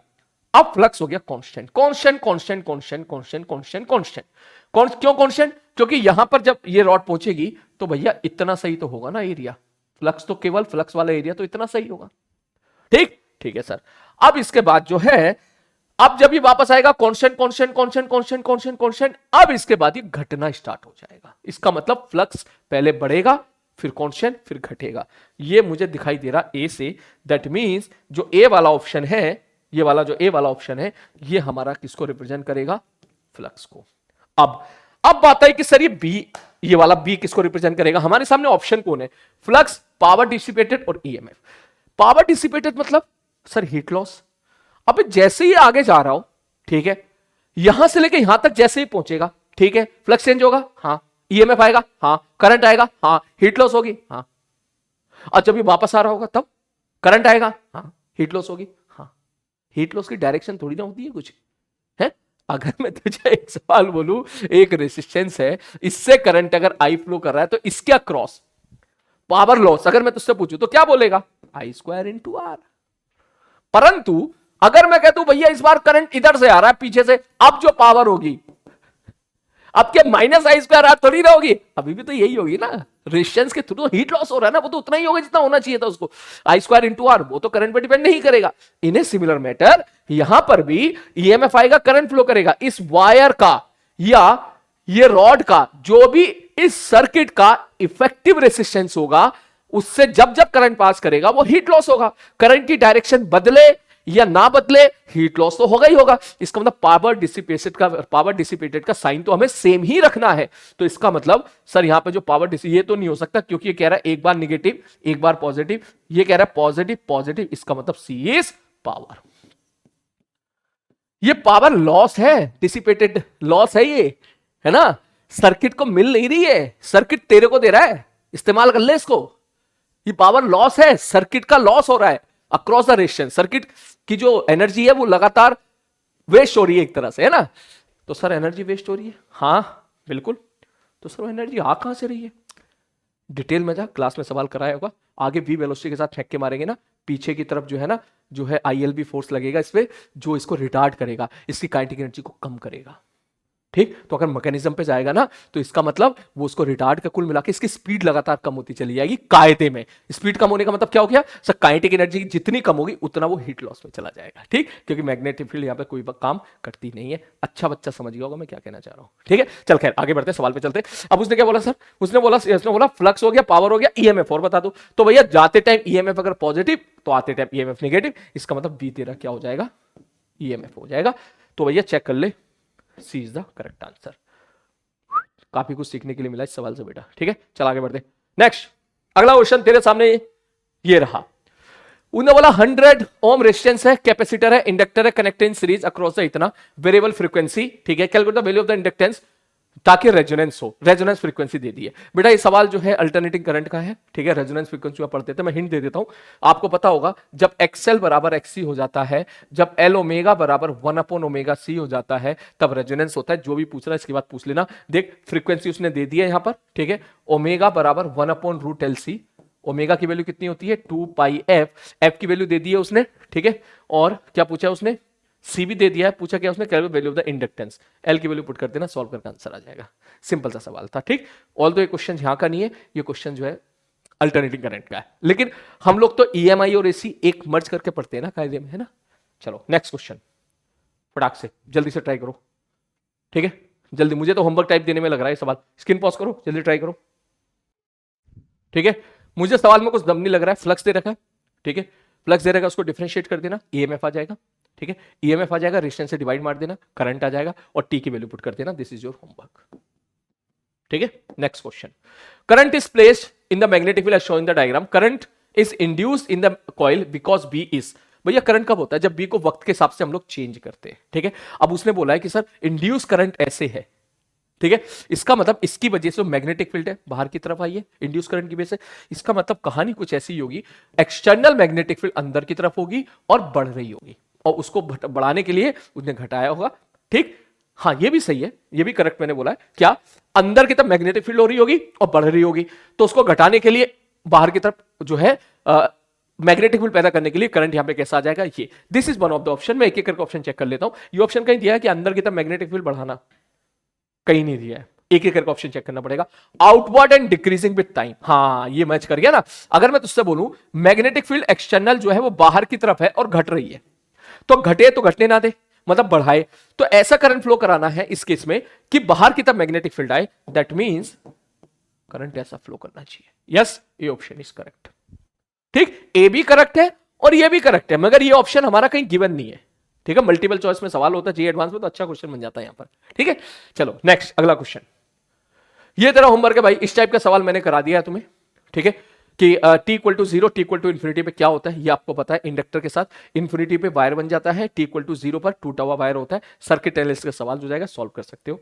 नेक्स्ट, उसने मैग्नेटिक फ्लक्स दे दिया है, फिर से मैग्नीट्यूड ऑफ इंड्यूस करंट पूछा है, रेजिस्टेंस दे दिया, कितना सिंपल सवाल है, देख ऐसे सवाल भी आते हैं, ठीक है, this is your homework. Flux से डिफरेंशिएट मार, ईएमएफ आ जाएगा, रेजिस्टेंस से डिवाइड कर दे, करंट आ जाएगा, जो कुछ टाइम पूछा वो टाइम पे पुट कर दे। नेक्स्ट अगला क्वेश्चन, उसने बोला वेलोसिटी सेलेक्टर, ये आई ना बात समझ में। Velocity selector consist of electric field and magnetic field, दोनों है, ठीक है, और इलेक्ट्रिक फील्ड मैग्नेटिक फील्ड का दोनों का डायरेक्शन भी दे दिया है। उन्होंने बोला इलेक्ट्रिक फील्ड बता दो, ठीक है, the value of electric field require for an electron of energy इतना moving along positive X axis to pass undeflected. इसका मतलब क्या हुआ? इसका मतलब यह हुआ कि इलेक्ट्रॉन है, अनडिफ्लेक्टेड जाना है, इसका मतलब net force on the electron is zero. That means QE plus QV cross V equal to zero. Q गया तेल लेने, इलेक्ट्रिक फील्ड बराबर, ठीक, चेक करके बताओ, वेलोसिटी और मैग्नेटिक फील्ड के बीच का एंगल है 90 डिग्री, तो सीधा लिखेगा तू, साइन तो कुछ बात कर ही नहीं रहा, सीधा लिखना। PV पूछा क्या उससे, क्या पूछा है? इलेक्ट्रिक फील्ड रिक्वायर, वेलोसिटी कितनी है, वेलोसिटी कितनी है, साला वेलोसिटी ना दिया, ले वहीं पर कर दिया काम खराब उसने, समझ रहा है? इलेक्ट्रॉन एनर्जी, इलेक्ट्रॉनिक एनर्जी दे दी है, इसका मतलब ये जो काइनेटिक एनर्जी है ना, हाफ mv², नहीं हम हाफ mv² ही लगाना पड़ेगा, सॉरी यार, हाफ mv² बराबर 728 eV, ठीक, सब में वीवी भी चल रहा है, ईवी के फॉर्म में ही चला, ठीक, घबरा मत, मैं कर रहा हूं कैलकुलेशन। दैट मींस जो यहां से V निकल के आएगा, V निकल के आ जाएगा 2 गुणा 728 इलेक्ट्रॉन वोल्ट बटे मास इज 9.1 इंटू 10⁻⁻31 पर किलोग्राम की पावर हाफ। इसको उठा के यहां रख दे, वेलोसिटी से मल्टीप्लाई कर दे। मजाक चल रहा है क्या सर? क्या है ये सब है? इस तरीके से कैलकुलेशन आएगा तो कैसे काम चलेगा भैया? करना तो पड़ेगा, और कोई रास्ता है नहीं, क्योंकि उसने जो इलेक्ट्रॉन की एनर्जी दी थी, हाफ mv² दी थी, मुझे वहां से V निकालना पड़ेगा, फाइट तो करनी पड़ेगी, ठीक। चलो आ जाओ, थोड़ी सी फाइट मैं भी कर लेते हैं अगर ऐसी बात है तो, ठीक है, चलो शुरू करते हैं। सर वेलोसिटी के बारे में बात करते हैं, देख मैं सारी विद यूनिट के साथ लिखूंगा। वेलोसिटी कितना है? 2 × 728। ईवी को जूल में कन्वर्ट कर ले, एसआई सिस्टम में चल, क्योंकि ये सब एसआई सिस्टम में, ठीक है। क्या लिखेगा? 1.6 × 10⁻⁻19 बटे, नीचे कौन है?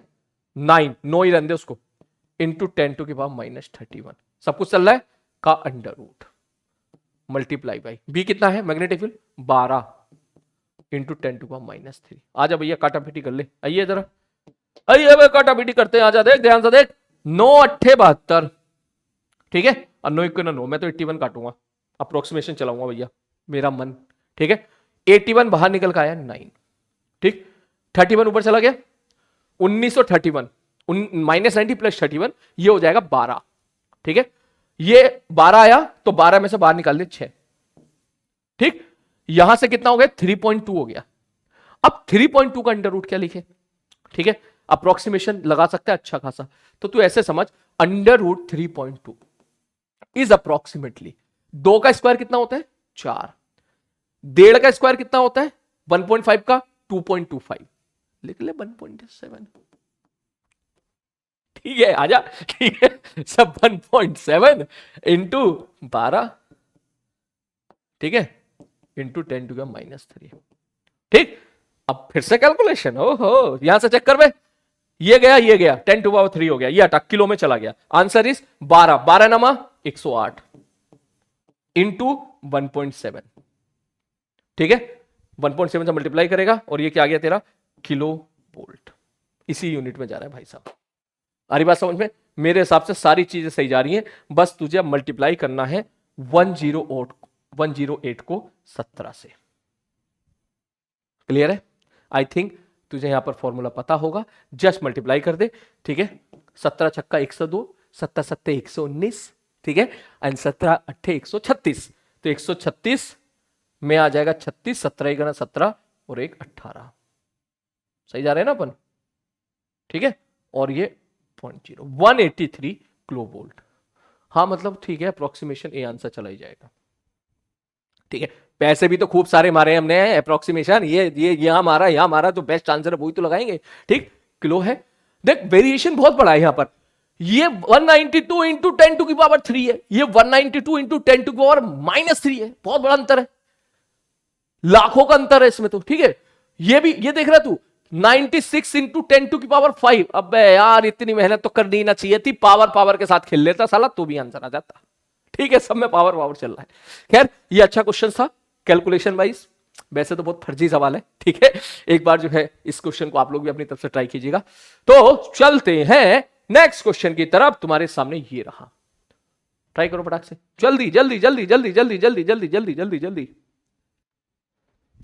भैया सवाल तो सिंपल ही है, टाइम बेरिंग मैग्नेटिक फील्ड दे दिया है, रेडियस ऑफ द लूप दे दिया है उसने। ठीक है, पाई आर स्क्वायर से मल्टीप्लाई कर देना, फ्लक्स आ जाएगा, उसको डिफरेंशिएट मार देना, ईएमएफ आ जाएगा, टाइम की वैल्यू पुट कर देना, and this is your homework. Nano का मतलब समझ आना 10 टू पावर -9 होता है। नेक्स्ट क्वेश्चन, कैपेसिटर का कैपेसिटेंस दे दिया है। ठीक है भाई साहब, ओके। हाँ ये सवाल भी अच्छा है बेटा, ध्यान से समझ। कैपेसिटर है, उसका कैपेसिटेंस दे दिया, उसको डीसी बैटरी से चार्ज कर लिया। पहले सवाल पढ़ ले, मैं ही खड़ा हूं, फ्रीज हो जाता हूं थोड़ी देर के लिए, स्क्रीन पॉज करो, चलो ट्राई करते हैं। कैपेसिटर था, कैपेसिटेंस सी है, उसको डीसी बैटरी से हम लोगों ने चार्ज कर लिया, कैपेसिटर हो गया फुल्ली चार्ज। मैं बोलूं कितना चार्ज होगा, तुम बोलोगे Q बराबर CV। ठीक, अब उसको इंडक्टर के अक्रॉस लगा दिया, उसने बोला मैक्सिमम करंट कितना होगा। ठीक, तो सवाल को करने के बहुत सारे तरीके हैं, चाहे तो तू इसे मैकेनिक्स से रिलेट करके भी कर सकता है, पोटेंशियल एनर्जी काइनेटिक एनर्जी से, चाहे तो तू स्प्रिंग से भी रिलेट करके कर सकता है। मैं सीधा इसको ईएमआई से रिलेट करके तुरंत आंसर सॉल्व करके बताता हूं एक ही लाइन में। तूने पढ़ा होगा एलसी ऑसिलेशन, शुरू में कैपेसिटर फुल्ली चार्ज है। ठीक है, मैं सारा रिवीजन करा देता हूं, यहां पे जो जेई मेंस में क्वेश्चन है वही बता देता हूं। टी इक्वल टू 0 पे कैपेसिटर फुल्ली चार्ज था, तूने लगा दिया इंडक्टर के क्रॉस। अब क्या होगा, सारी एनर्जी है किसमें, कैपेसिटर में। कितनी एनर्जी है सर, हाफ CV स्क्वायर। ठीक, अब ये एनर्जी है। अब एलसी ऑसिलेशन में यही होता था, ये जो एनर्जी थी धीरे धीरे जो है किसमें जाएगी, इंडक्टर में जाएगी, इंडक्टर के बाद फिर कैपेसिटर में जाएगी, फिर कैपेसिटर के बाद फिर इंडक्टर में, फिर इंडक्टर के बाद फिर कैपेसिटर में। कहानी ऐसी होगी, अगर ये मैं कैपेसिटर की 2 प्लेट बोलूं, इस पे अगर प्लस क्यू चार्ज है, इस पे अगर माइनस क्यू चार्ज है, टी इक्वल टू 0 पर, तो T/4 टाइम के बाद ये 0 0 हो जाएगा। फिर अगेन T/4 के बाद इनकी पोलैरिटी चेंज हो जाएगी, इस पे प्लस क्यू हो जाएगा, इस पे माइनस क्यू हो जाएगा, फिर अगेन T/4 के बाद फिर ये 0 0 हो जाएगा, और फिर अगेन T/4 के बाद ये अपनी इनिशियल स्टेट में आ जाएगा। तो भैया T/4 में पूरा 0 0, फिर T/4 में पोलैरिटी अलग, फिर T/4 में 0 0, फिर T/4 में अपनी पुरानी जगह। इसी को हम लोग बोलते थे एनर्जी का ऑसिलेशन, एलसी ऑसिलेशन। तो यहां पर होता क्या था भाई साहब, यहां पर जो चार्ज का फंक्शन आता था वो उसका रिलेशन कुछ ऐसा आता था, Q बराबर Q0 sin omega t plus 90 degree. Notes खोल के देख लीजिएगा, वहां पर आपको देखने के लिए मिल जाएगा। किसी टाइम पे करंट पूछता था, चार्ज को डिफरेंशिएट कर देते थे, करंट आ जाता था। लेकिन यहां पे इतना डिटेल में जाने की जरूरत नहीं है, तू सीधा बोल सर, जब कैपेसिटर फुल्ली चार्ज होगा तो उसके पास टोटल एनर्जी कितनी होगी, हाफ CV स्क्वायर या half Q square by C। जब कैपेसिटर फुल्ली डिस्चार्ज हो जाएगा, उसका सारा का सारा जो एनर्जी था इंडक्टर के फॉर्म में चला जाएगा, तब उसके पास कितनी एनर्जी होगी इंडक्टर में सर, हाफ LI स्क्वायर। आप आई की मैक्सिमम वैल्यू चाह रहे हो ना, आप चाह रहे हो ना इंडक्टर में मैक्सिमम वैल्यू बता दो कितनी है। इसका मतलब आप ये चाह रहे हो ना कि इंडक्टर के अंदर जो है मैक्सिमम करंट कितना हो सकता है। तो suppose maximum current half LI max square होगा, तो मैं ऐसा ना बोल दूं कि सब जब सारा का सारा कैपेसिटर की एनर्जी इंडक्टर के अंदर चली जाएगी तब इंडक्टर में करंट मैक्सिमम होगा। तो बस चुपचाप इन दोनों को बराबर कर देना, सॉल्व करके आंसर निकाल लेना, खत्म। ठीक है, सी दे रखा है, वी दे रखा है, आई दे रखा है। ठीक, सॉरी ये हाफ L है भाई, हाफ L दे रखा है, वैल्यू पुट कर देना, सॉल्व करके आंसर निकाल देना। This is your homework. Next question. अरे भैया फिर से वही आ गया है, मैं तो पहले ही लिख देता हूं, this is your homework. Flux दे दिया, यहाँ पे डिफरेंशिएट कर देना, ईएमएफ आएगा, जो पूछ रहा है वो करंट वरंट सब निकाल देना। ठीक, सेम सवाल देख रहा है, कम से कम 10 से 12 बार ये सवाल रिपीट हो गया एटलीस्ट। ठीक, और ना जाने कितनी स्लाइड तो मैंने इस पे बेस्ड क्वेश्चन की कट की। सही बात बताऊं, कम से कम मुझे लग रहा है 6-7 क्वेश्चन तो मैंने इस टाइप के कट किए थे। ठीक है यार, ये रिपीट हो रहे हैं बार बार। इसका मतलब इस पे बेस्ड क्वेश्चन आ रहे हैं, कर लेना प्रैक्टिस अच्छे से। ठीक है, नेक्स्ट क्वेश्चन। हाँ, ये सवाल भी मैंने एक किसी पर्पस के लिए लिखा है। ठीक है, ये फॉर्मूला बेटा आपको याद होना चाहिए। इक्विवेलेंट सेल्फ इंडक्टेंस जब हम इसका देखते हैं तो वो आता है L1 + L2 - 2M। ठीक है, ये रट्टा मार रहना चाहिए, रटा हुआ तुझे रहना चाहिए। इसका डेरिवेशन इंपॉर्टेंट नहीं है, क्लास में हो सकता है सर ने आपको बताया हो, मैं तो डेरिवेशन में भी टाइम वेस्ट तो नहीं करता हूं, वक्त होता है तो मैं करा देता हूं डेरिवेशन भी, लेकिन ये फॉर्मूला तेरे को याद रखना है। ठीक है, बस ये समझ जाना यहां पर कि देख इन दोनों में जो करंट का सेंस है ना वो अपोजिट है। इसका मतलब ये है ना, देख इसमें करंट ऐसे ऐसे दिखेगा ना, तो इसमें उल्टी साइड से दिखेगा, तो L1 + L2 - 2M आ जाता है। क्लियर है, याद रख लेना इसको तो। ठीक, इस पे भी सवाल डायरेक्ट आ गया था। नेक्स्ट, अगला क्वेश्चन।